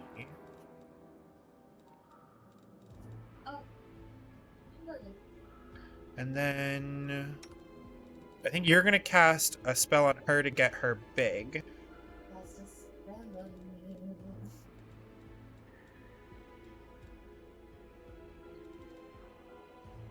Potion of Bear's Endurance. Oh, they both can... Oh, we have 2 of those. Hell yeah. All right.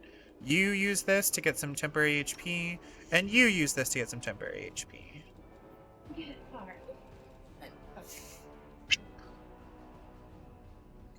I know.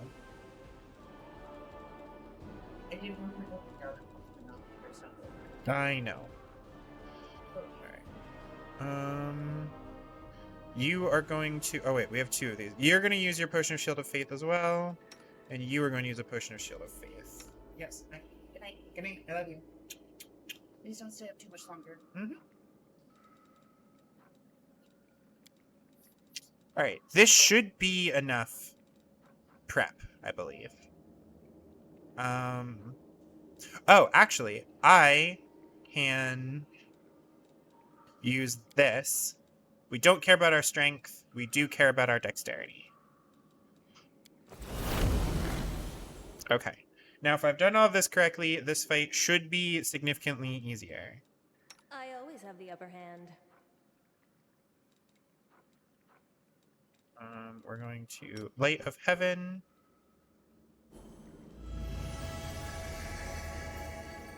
And we are going to... what is that? You are to date. The heartbeat quickens. Oh, we forgot to use her enlarged spell, but that's okay. We're making decent work on this guy. Oh, no.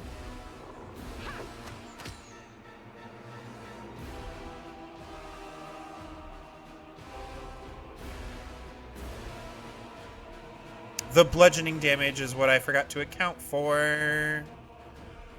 Alright, I need you to use your flurry.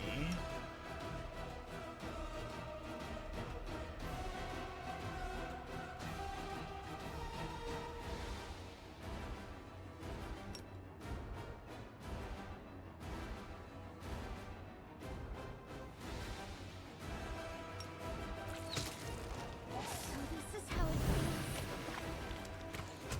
feels. Well. Okay. Beautiful. Okay. That went pretty well, actually. We could have added a few more things, but, like, we could have used Bless. Like, I forgot to because I'm a dingus. Cast a spell on her to get her big is certainly a sentence. You may have typed out the shortest beginning summary of your ramblings on chaos. Yeah, Cypher, go for it. Okay. So, I don't have cure, you don't have cure, but we do have, check this out. I will not be trifled with. We have a Wand of Cure Light Wounds.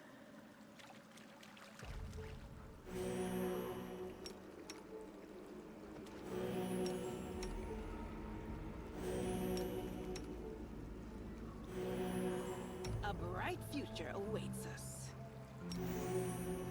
Hesitation is a waste of time. Down by 5. This will heal you for 2 to 9. It's the average of 5.5. Sure. No reason to pause. Cool. Magic Tall Girl? Yeah, exactly. Everything has a price. Together, we Stay on your toes.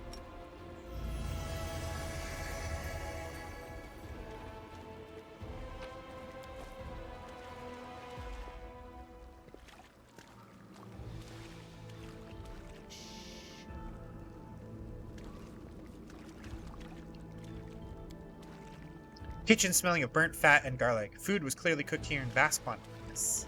What's that there? And this right here is the prize. The Flow of Water +1 saving throws against spells with cold descriptor. Adds +1 to the DC of all saving throws against spells with cold descriptor the wearer casts.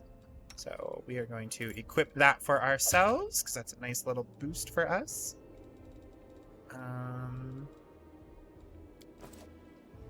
But yeah, between the XP and then this hidden ring, those are like the two main things that you get for fighting this guy. Plus, like, bragging rights, you know what I mean?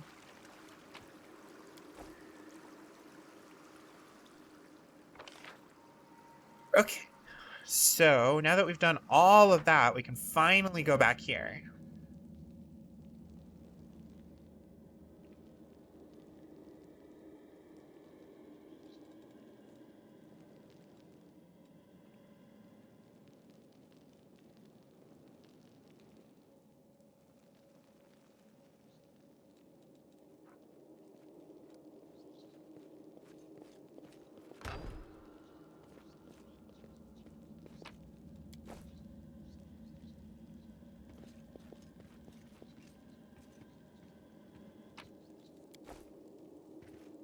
I found, something.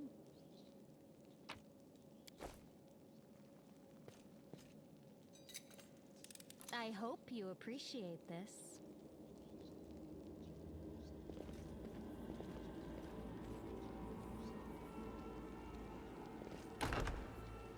Careful now. And now all of this finally just to get on the other side of our opening hallway. What a ride, huh? Time to rob them of their treasures. Cultist, fighter, sharpshooter, cleric.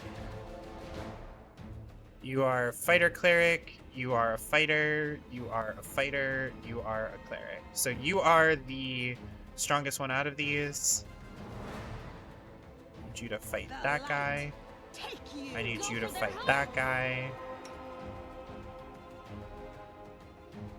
Make every strike count.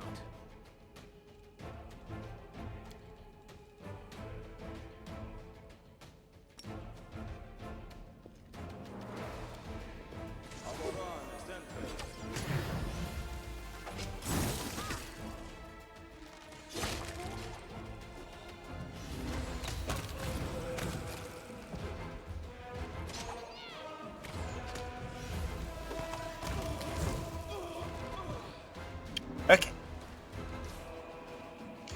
Chaos, console flux, and changing of all their aspects with none standing above the rest forever. Stagnation, on the other hand, is the natural consequence of any one lesser aspect getting too great a rule over all others for too long. Chaos promotes both a constant renewal and an eternity. As more things change, the more they stay the same. Stagnation promotes eternity, but with no renewal becomes one not worth continuing. On-demand tall women is exactly where your mind went after the fact. On-demand tall women sounds like it's out of a Legends of Adventure short. Give me on-demand tall women, or give me, I don't know, creepy space clowns.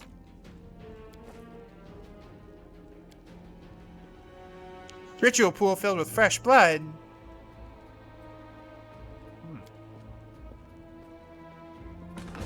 Ta-da! Alright, so that leads down into the secondary area. What's that there? We need Well. just you.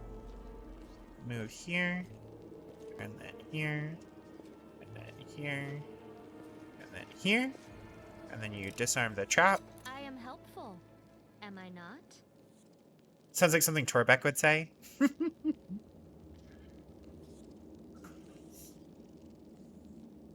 What is his voice? He's the bugbear, right?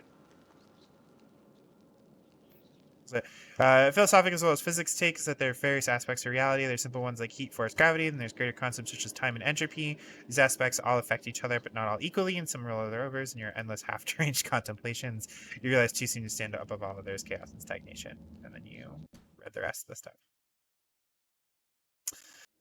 To be fair, short women are also very good. Just women, you know? Oh, hell yeah.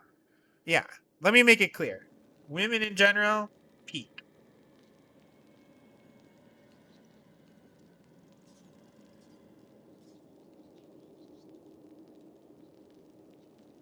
Yeah, but like Torbeck is the one is the yeah, okay, yeah. So, on-demand tall women. Torbeck likes that idea.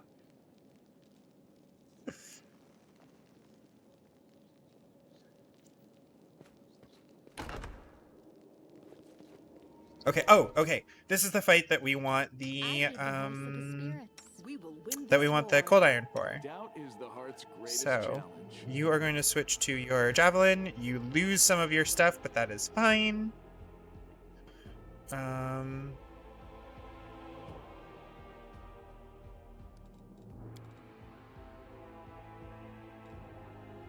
Although you have the quiver of cold iron ammo. Yeah, never mind. We'll just have you use that. I'm a fool. A foolish fool.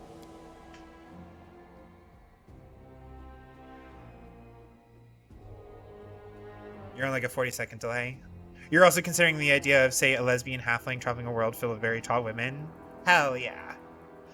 Just point at any average-sized woman and be like, I'm gonna climb you like a tree. Okay, well, actually, she could use the... Hold on, yeah, good. Take that off. You don't need that.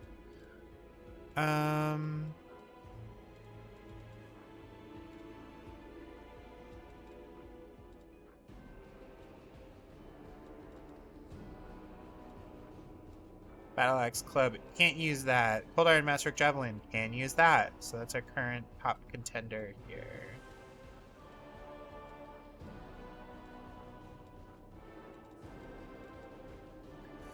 So Masterwork, Heavy Crossbow. A lot of stuff that's Masterwork, but not much that is Cold Iron. So, give you that.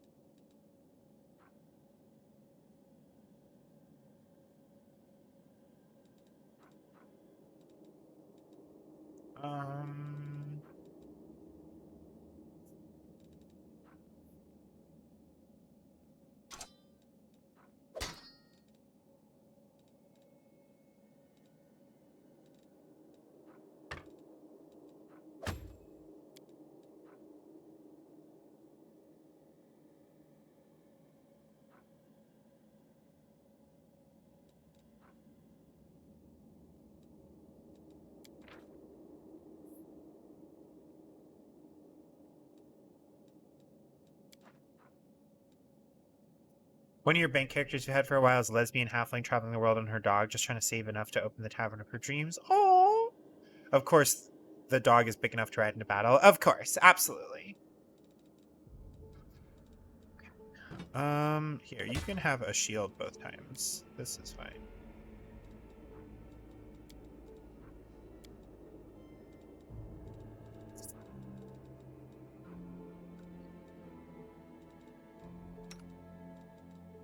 Then your sword is automatically cold iron. And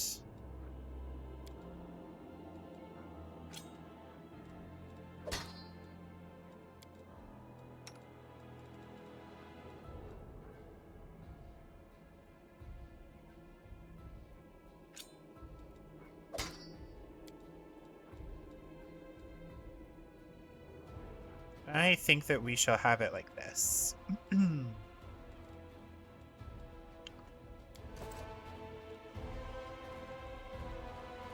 I simply will not be very helpful.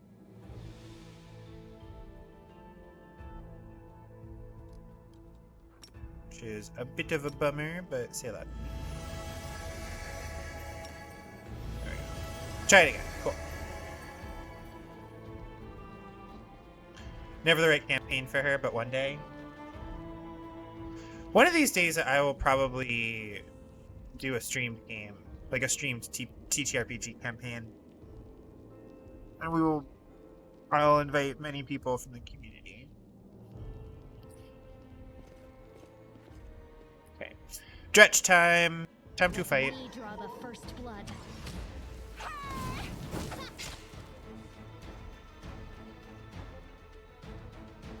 Acid, fire, cold, which means not electricity, chumps.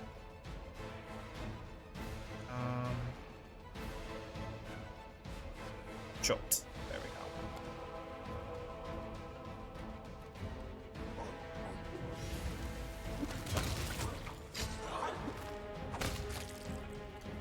Cool.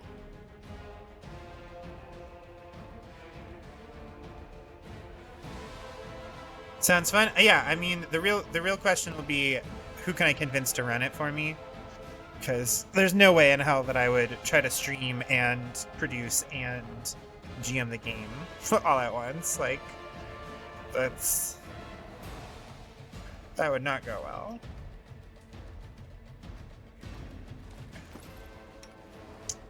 So you can. So that one of the things I do find frustrating in this game is that you can't just have one shield that you switch between all your various stuff. It has to be 2 separate shields for a given weapon, which I find asinine.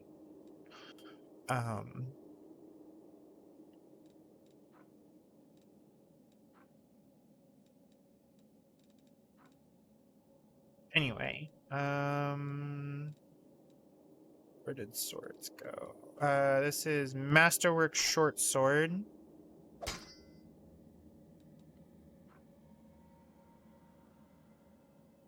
That's right. She's fighting defensively. I think fighting defensively we can turn off. I will help where I can. I think it is really going to be better at level 3 and above when she has three ranks in mobility. To give her, because at that point it's nearly an even trade, and I think she maybe picks up feats on auto that like improve it more. But judging by the corpses littered around the summoning site, the cultists did manage to summon a demon in the end. Yeah, and then we killed that demon. That's easy. Those dretches are suckers.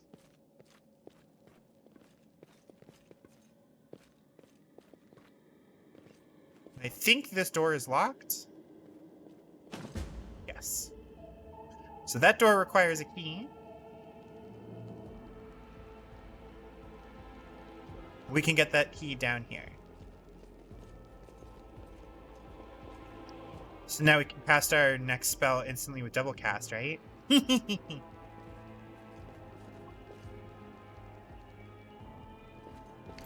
found something. What's on your mind? I wonder. I am helpful, am I not? So we have 2 different doors here. Oh. We missed a loot.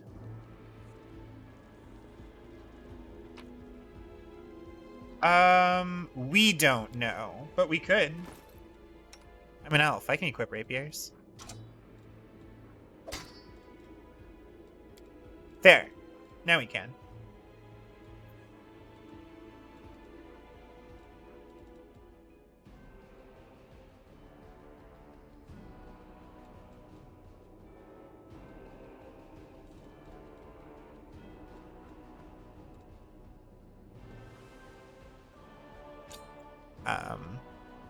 It's a very stylish weapon, you know? Yeah, it is. No, but what we're gonna do is we're gonna keep the Masterwork dagger equipped for now. In the event that we ever get into melee, things have gone horrifically wrong, but you know.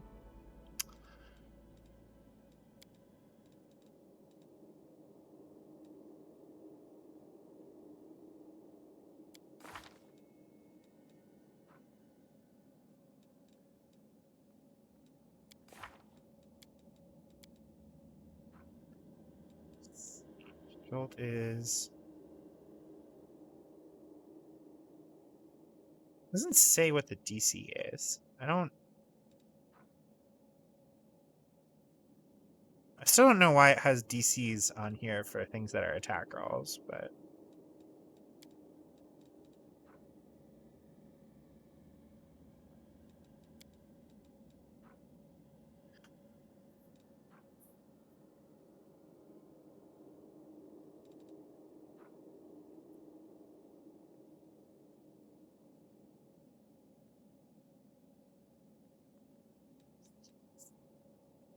Is that to resist an extra effect or something? No, that's the thing that I'm curious about.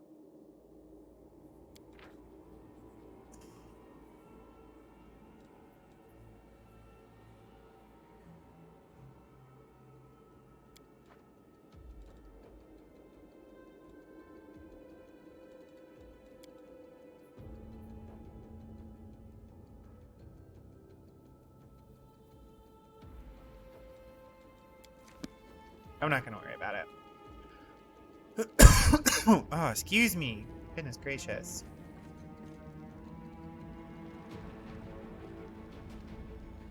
We're gonna go over here.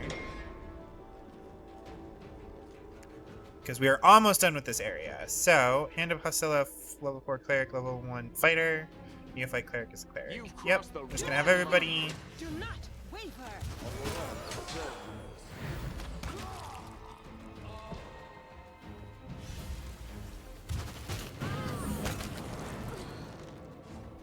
Okay. Yeah, that channel energy stuff, that'll really, those ones are brutal. Because it's just area of effect, like guaranteed damage, even if you resist it for half. So, bodies of the maze builders lie where they were caught by the earth elementals enraged by the earthquake. The builders' tools lie scattered next to their bodies.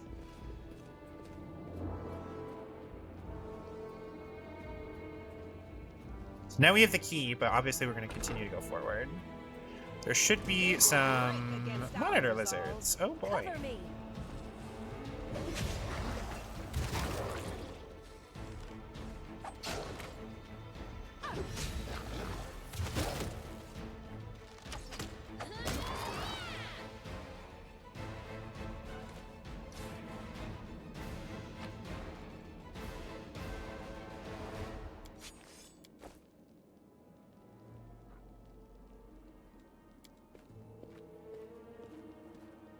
Large aggressive creature was kept in this cage. Judging by the bent bars, the creature is now loose.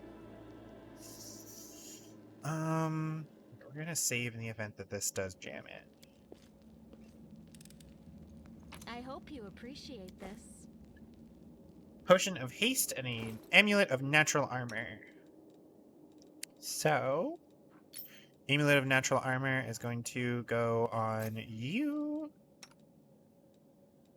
For two reasons. One, you already have natural armor, so I don't think that that improves it any. And second of all, you have an amulet that we can't take off. Mystical amulet in the shape of a snake made from bone. The pendant is a snake skull. The enchantments on this amulet allow the wearer to conceal their alignment. Surely not a super evil person would wear this. Positively bonkers.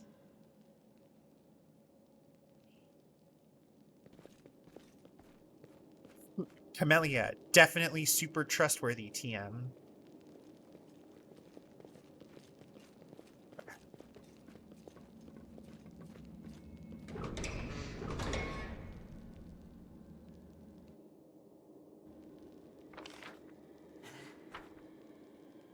Ambience. Acid, fire, cold, and they don't have class levels. Guess what we're gonna do? You won't They survive dare me. threaten me. The spirits demand your blood!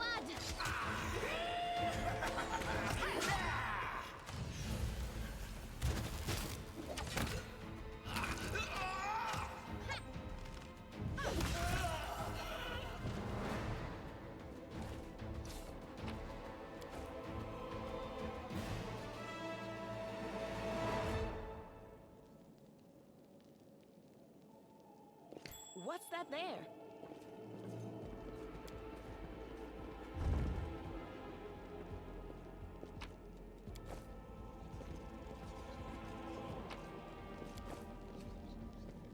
Alright, half plate, that is an improvement for our I am helpful. for our paladin. Am I not? Check this out. AC is currently 24, but what if it was also 24? So what this does is prevents her, if her dexterity goes down to below 12, then it means that she no longer has to worry about that. Also, it improves her touch AC, I believe, right? No. Her touch AC, I believe, actually goes down, but her flat-footed goes up. Snake skulls are definitely trustworthy. I mean, sure. Current character you're wanting to play is illusionist wizard that turns to a life of crime after being expelled from Arcane University for not being able to pay tuition, and obviously she's also gay. Hell yeah. Sounds cool to me. Alright. Studded leather, scale, normal leather, chain shirt, breastplate, banded mail. Alright. I do believe that chain shirts are just generally the best that you can get for light armor. We will soon, but I think not yet, encounter some gear that is like a +2 mithril chain shirt or something absurd like that. And it is a game changer for Camellia. It's like what she wears for the next like 3 acts or something.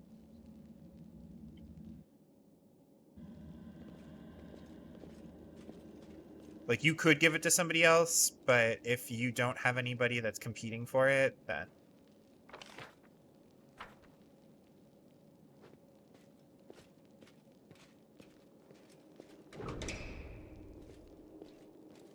Okay, yes, that goes further into this whole area.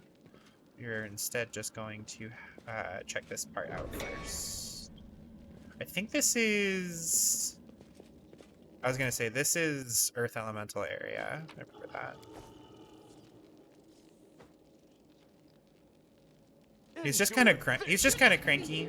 Do not waver.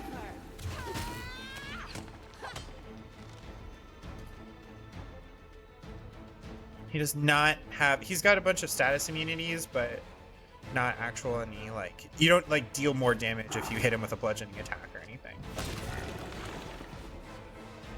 And this way we get loot. And XP.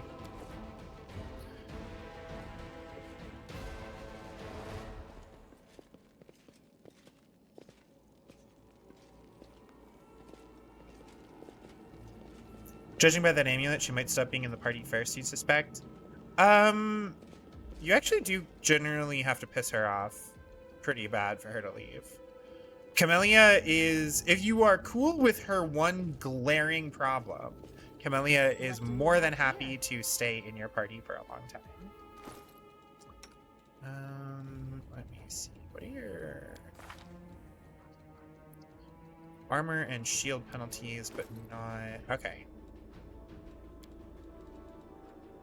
What if you took that off?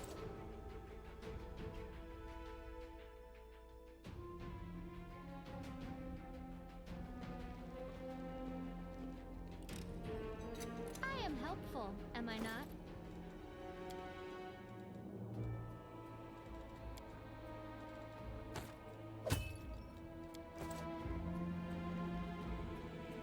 Idea at the start is she's getting by doubling as a snake oil saleswoman and a smuggler. Nice. Alright, here's what we're gonna do. We have a bunch of... Here, we have... Weight in descending order. That's 30 pounds. Yeah, this is a very bad ratio. What if we just dropped that? That brings us back down to heavy.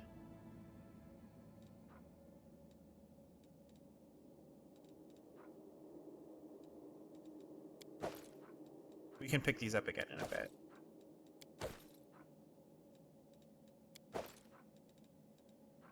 Okay. That is plenty for now. We will acquire the whole set of that later.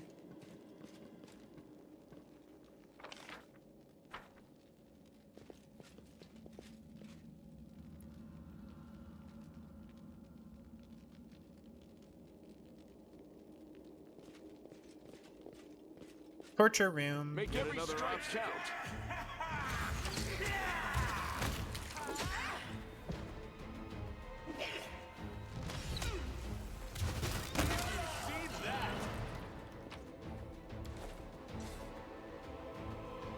Precisely. Quick loop around the room.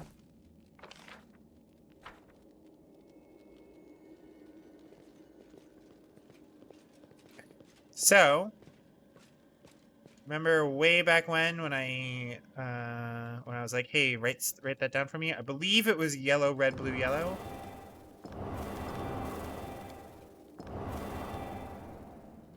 No. Yellow, blue, red, yellow. There we go.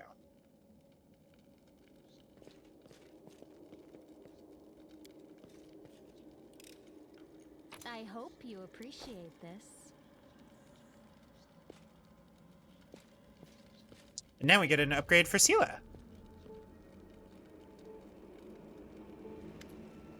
Seele peers closely at the sword, which seems utterly unexceptional to you. Wait, this is... No, it can't be. Her eyes light up. I know that hilt! Radiance, the sword of the great Yaniel. That's what this is. But it's meant to be in the Tower of Estrad with all the other relics. That's what I heard, at least. Well, of course this rusted piece of metal must be that very same sword. Camellia rolls her eyes. I think you merely wish that this were the illustrious sword of legend.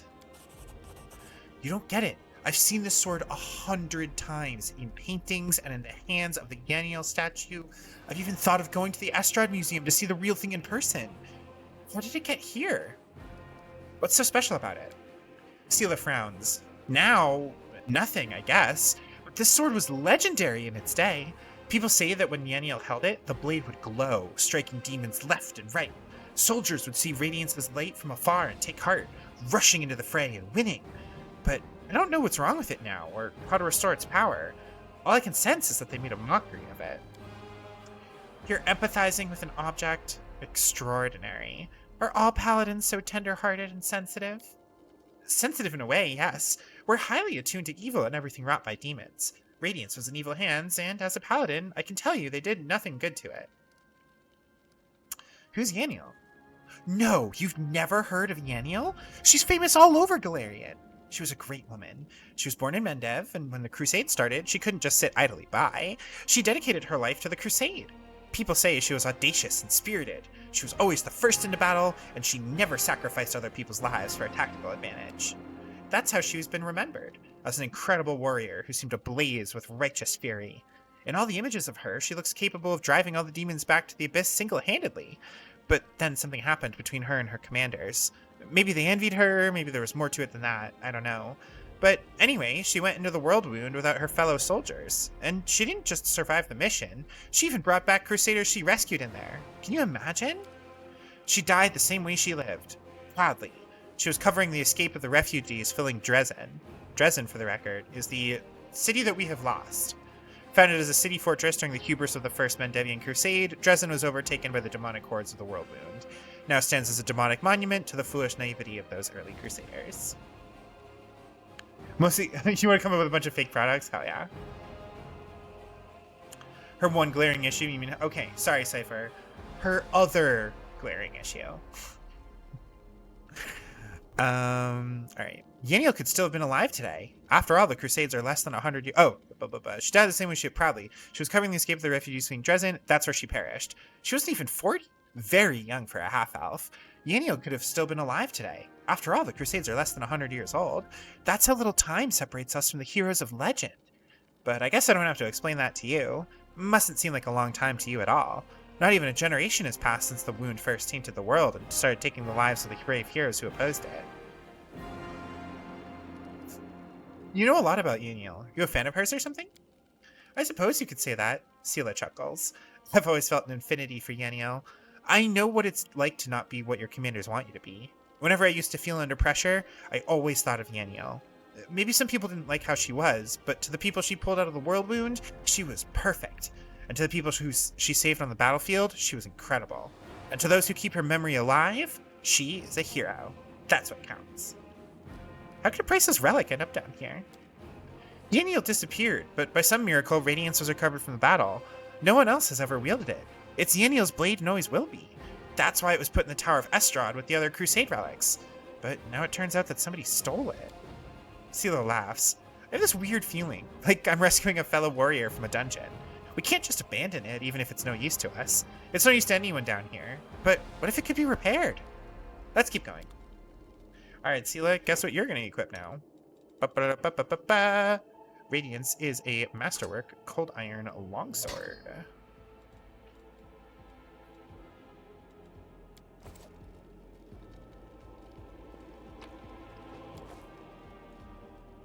Okay. I don't think that there's anything else down here. I think we're just about done. Always watch your back. So, we are going to... Let's see, we have to schlep our way back here. Oh, nope, I need everybody to move. I need everybody to move. If one person runs over to unlock the door and then we don't do anything, that is a utter failure.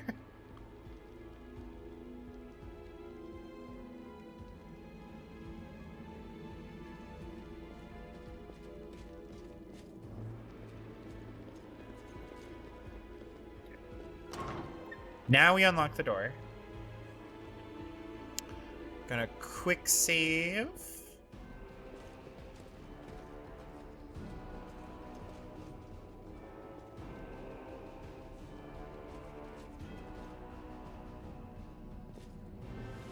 Rely on me. I do things my way. You trust me?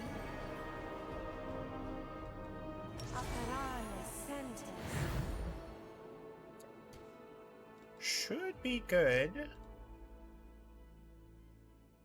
Those are the only two spells we really need to cast. So.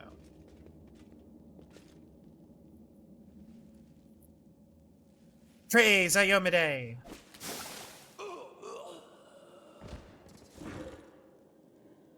Here you are, huddled together like a herd of animals. Pitiful monsters, not human or demon. Even tieflings are less defective than you.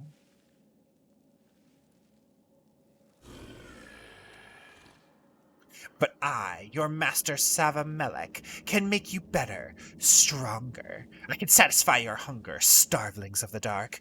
Submit to me. No, we're the descendants of Crusaders. Trusting a demon would be a betrayal of their memory. Hosilla.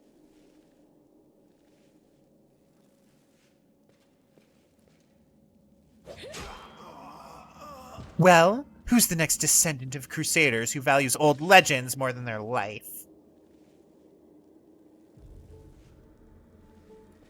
Beasts, monsters, and human guise, reveal your true nature. This is the sweet, wholesome flesh of a righteous Aasimar. Eat, underground Crusaders. Eat the flesh of the Crusader from above. Find your true strength.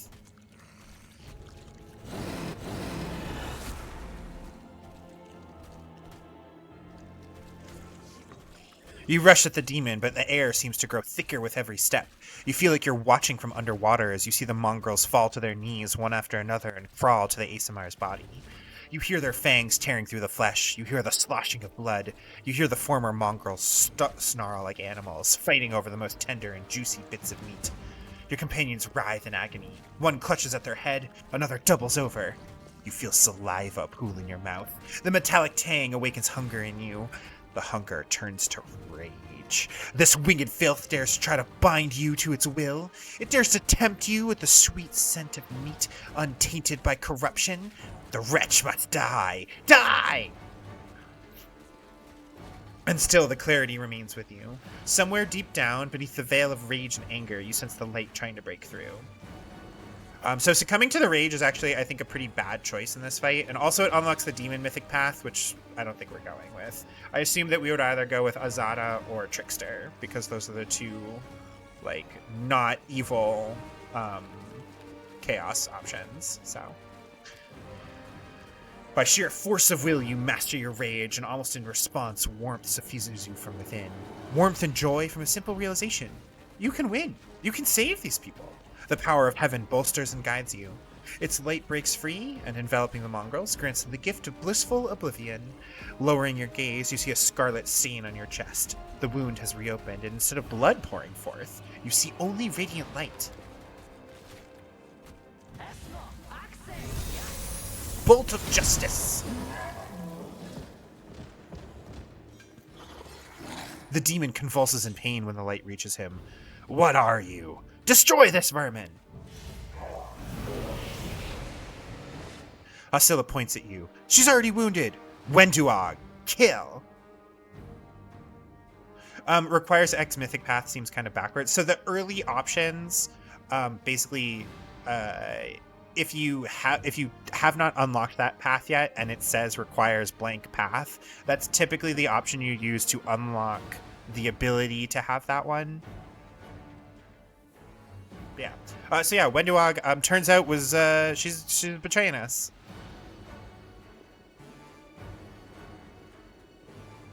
Wenduog silently emerges from the shadows.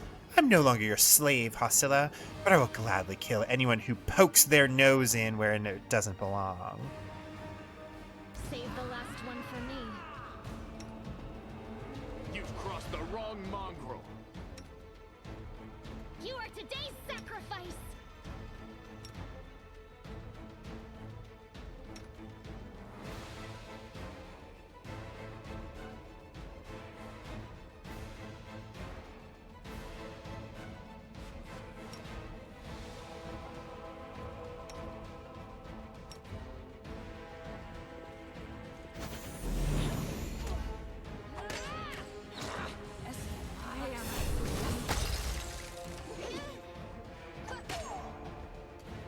We got hit with the spell. Damn.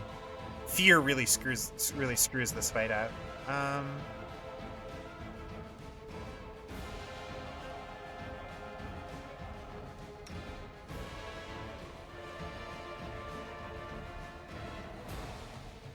Yeah, unfortunately, there's not much we can do here.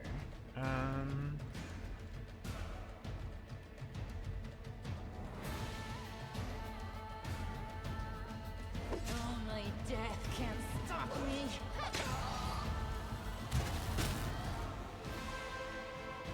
Okay, good. We shrugged off the worst of the fear effects here.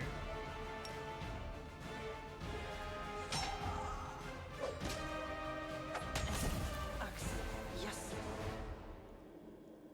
Seems a bit odd for phrasing, but it makes sense mechanically. Yeah. Almighty Savamelech, your faithful servant invokes you now. Demons, protect your mistress. They will break against our resolve. Oh shit, has he been using his good arrows this entire time? Well, fuck me. Alright. You won't survive me.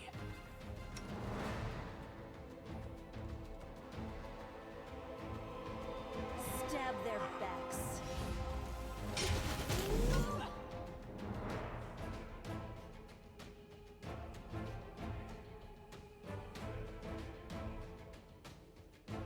Go for their hearts! Into the fray! Oh, I didn't realize that she was still up. The inheritor! Your performance is lacking. You are lacking.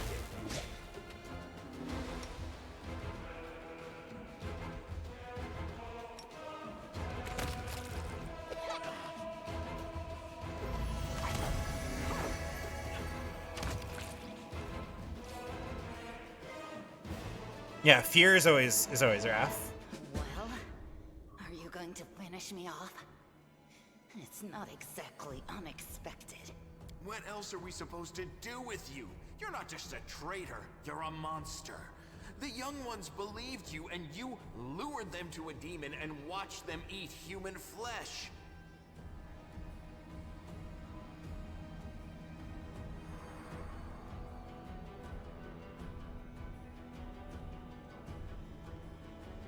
I was trying to make them strong. What have you done for them? What were you doing while I was looking for ways to bring strength to our tribe? You're useless, Lan. I led by example. I trained. I tried to become stronger so I could go to the surface and maybe do something worthwhile with my stupidly short life. And I will do it. I might be the one to bring our whole tribe to the surface. But you? Why would you want any power that turns you into a monster? These young guys and girls, they trusted you. And they were turned into mindless animals, ready to eat corpses at a demon's command.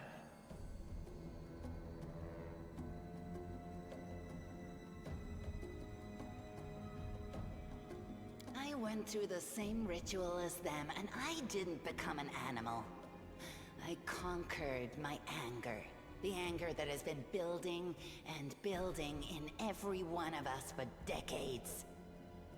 Unlike you, I have no intention of just lying down and politely accepting death.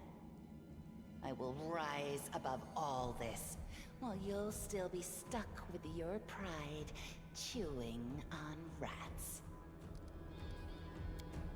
The bleeding deep wound on our chest is gone, like it was never there in the first place. Skin is totally smooth and unmarred. It's gone. It was just there, and now it's gone. It's gotta be some kind of demonic trickery. You need to have a cleric look at that. If she had been marked by the Abyss, do you think some nobody priests will be able to help? No, the demons have branded this Uplander, and judging by the smell of the blood pouring from her chest, the demons will be able to find her wherever she goes. And they'll find you too, Lan. You've been serving Sabamelech this whole time? Better to serve a strong master than to eke out an existence in a dark hole with no hope. I am of the Neithers. Our lives are short, but we are hardier than humans. I realized a long time ago that I was capable of more than this life offered, and I follow whomever is the strongest. I thought you were better than that. I thought you were proud of your heritage, but you're willing to crawl on your belly before anyone who's even a little bit stronger than you. You're not a mongrel. You're a cave slug. You have no understanding of the meaning of family or tribe. Oh, so now you think you know everything about me. You're one of the best hunters in the tribe. It benefited Hi, me local. to Hi. appreciate myself with you. So I acted in a way that pleased you. Why didn't you try to stop us from going inside the maze? You knew we might uncover your secret. Sabamelech is always in need of new servants. You'd make as good a servant as anyone else, and then... once you'd gone missing in the maze, not even the redoubtable Lan would have dared look for you. But then why did you come with me to look for the sword? So I could kill you quietly if you found it and stop you taking it to the village, you idiot. I would have told everyone. How's the to run go going? find Good. a cave in. But then the Uplanders We showed upped up and I the had to difficulty change to my normal, and plans. so far we're still doing okay. So, you said you went through the same ritual. Does that mean you ate human flesh too? Yes. Hosilla found me in the caves. I was lost and hungry, and she offered me a choice. Die as a nobody, or live, and gain the power to change everything. Sabamelech tore off a piece of an Azimar priestess's thigh. A big, juicy piece. More meat than I'd ever received in the tribe. Are you feeling a bit better? That was the first time I knew what it was like to be happy. To have a full belly. I swore to myself that it would always be that way. Then the madness and rage took over. I came very close to turning into an animal, no better than the weaklings you saw in the maze. But I am strong. I mastered myself. I brought myself under control. I fell so that I could rise again. You should have chosen death. Dying's better than living like that. In a roaring 20s radio voice, we've got tinctures and bombs for everybody. Need the hair off your toes and onto your head? Try our patented ogre jelly lotion. Worried about your future? This potion brewed from the finest of mountain oysters will give you the limited foresight to shape your fate. You're saying I should have died that day, Lan. But then who would have listened to your feeble jokes? Who would have showed you the best caves for hunting? Who would have made you a man? I would have been fine without all that. And without you. Your death will make the world a slightly better place, Wenduog.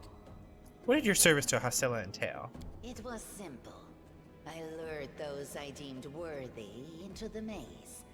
To the rest, I told stories of the horrors of the maze, making them stay away. It all hung in the balance when the cave walls shuttered, and many of the young ones decided that the time of their great exodus had come. I had no doubt that Hosilla would dispatch a dozen young Neaters easily. But what would become of the maze if all the tribes poured in? So when Lan ran off looking for the Angel's sword, I went after him. Not to help him, but to make sure that the sword never reached Neathholm. It's a pity that you got involved and stopped me from killing him. But then again, the evening gong has not yet been struck. You sicken me. Alright. So we could have Wenduog join, but you've seen how she is. We could attack her and really drive her off. We could tell her, leave, I never want to see your face again. Which I believe keeps the door open for us to have her in our party way later. Or we could have neither of them join. But I'm going to say, leave, I never want to see your face again. Do you think I like looking at you, Uplander? I'll just wait till you're asleep, and then I'll slit your throat. No matter where you are.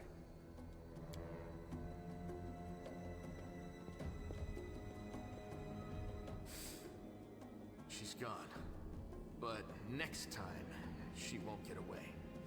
Damn it, Wendu. Why'd you have to go and... Anyway, there's no point crying over spilt milk. Give me a couple of minutes. I'll bring the chief and the rest.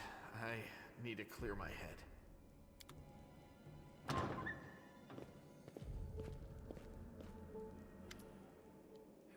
Chief Sull appears flanked by mongrels. The journey has taken its toll on him. His breath is labored and the sweat is dripping from his bloated face. What's this? Anevia gives a low whistle. Well, I'll be damned. Turns out old Holrun wasn't as crazy as we all thought. There really were demons down here. Should have listened and sent a patrol down here, damn it. Horgus Gorm's lip curls in distaste and he tries to keep his distance from the unconscious mongrels. Anevia, how's the leg? She winces slightly but forces a smile. Better than yesterday. Worse than the day before. I'm not gonna die. Don't worry. The place must be burned with holy flame. You need to look after the young mongrels. I don't know what they'll be like when they come to, but look after them, Chief. They went through something horrific today. Not everybody's capable of enduring something like that. It'll change them forever. As long as they can hunt, the rest can wait. Uplander, and you, Lan, you saved them. Only the Gotch can salvage their souls. But we are a tribe. We will think of something. And when they're stronger, they can go up to the surface. The time has come. This place must be burned with holy flame. It's overrun with demons, but that's not the worst part.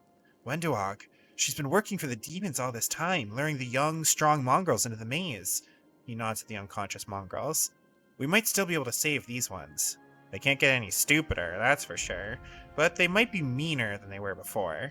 But I suppose all teenagers are monsters in their own way. Sull laughs, but it comes out as a rasp.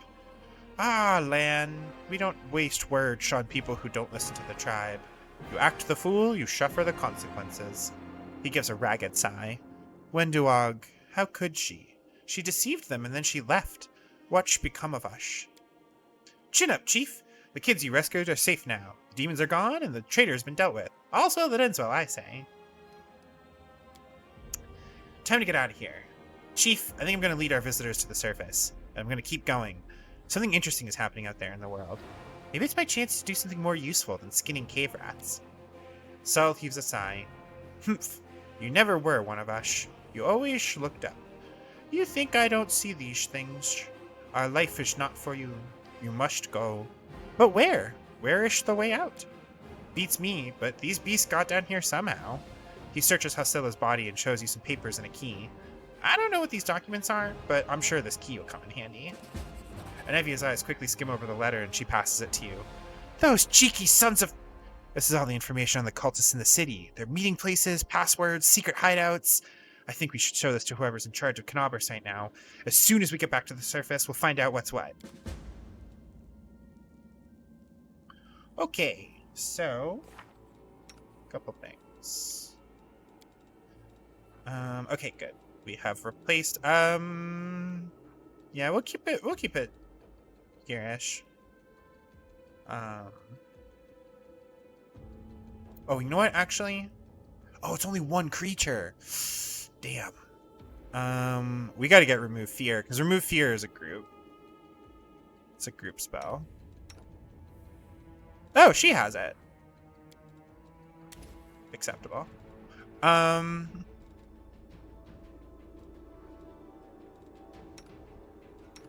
Okay. This will work. Alright.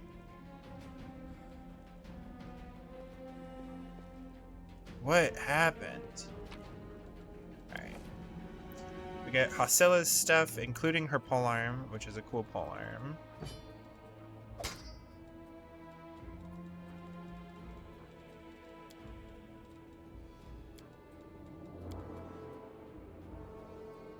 Bunch of random crap. Still nothing ridiculous, though.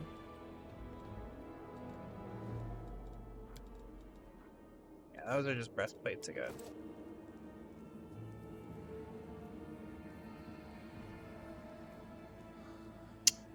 Okay, so the trick to this is... first we're going to talk to Daira. Let's trade, bulk sell, all that junk, okay? We are actually already at the point where we should simply be selling all non-magical gear.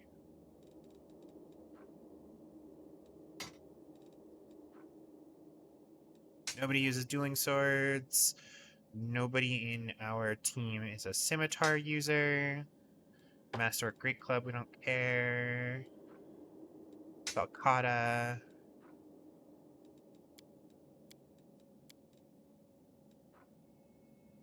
Dagger, Masterwork Short Sword. Both of those are worth holding on to for a minute. That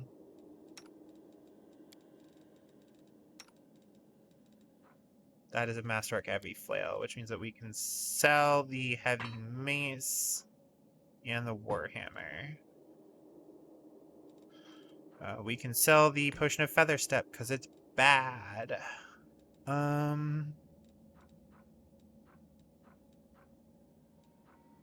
Bunch of cool potions. I forgot how cool a lot of these early potions are. That one was vital in BG1. What was vital? I'm confused. Oh, Remove Fear. Or Suppress Fear, or whatever the hell it's called. I believe we can sell these. These are mostly in here in case you have a character that is... Doom is not a good spell. Or at least Scrolls of Doom are not good.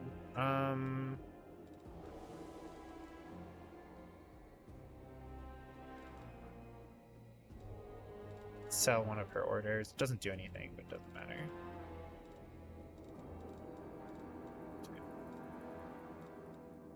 We could buy braces of armor at +1, but I believe at this point they don't matter.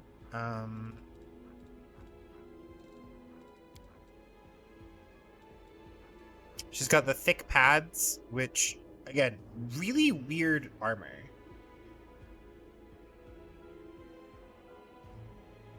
Like, it has a thing that you want to get crit against.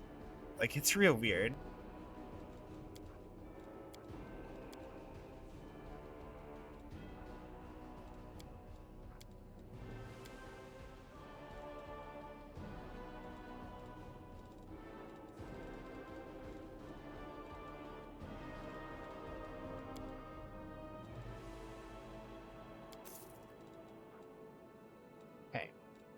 So we have a bunch of consumables, a bunch of ingredients, couple of items that we may not want to get rid of just yet.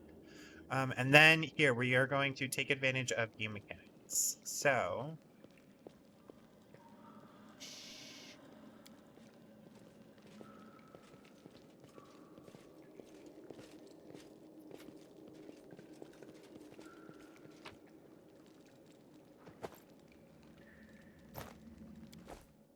oh shoot. Damn it. Damn it, damn it, damn it. You do in fact need to do those one at a time. Zutalor. Hold on. Oh shoot, it's already 12:30. While the survivors wander the dungeons, the battle on the surface rages on. The warriors of Canabris are trying to defend the Wardstone, but their strength is flagging. Their resistance is valiant, yet it will all be in vain if no one rises up to turn the tide. Last autosave was in fact that shield maze. Damn. Alright, it's okay.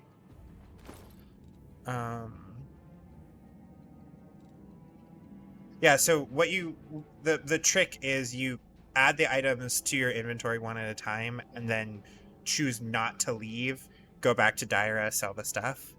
But it's fine. We got all of the stuff that we had left there, so that's the important part.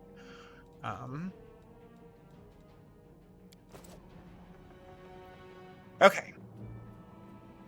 Surface, finally, I miss clean air so much. We're in a basement. Looks like the Great Garrison.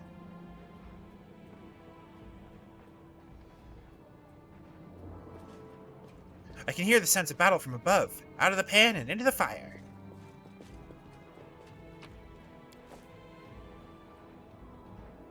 Okay.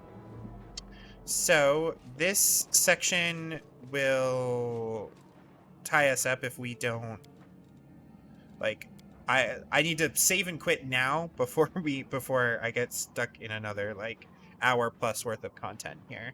So we are going to call it here. Oh my gosh, this was a 4-hour stream. Jeebus. Okay, so everybody, we're gonna call it here. In the event that my game that got rescheduled to tomorrow also falls through for some reason, then we will stream again tomorrow. It'll be a toss-up on if it's Final Fantasy, this, or Ace Attorney, because I do actually want to play Ace Attorney games for you guys. But that's unlikely. So, but you know, just FYI, we might get another stream tomorrow.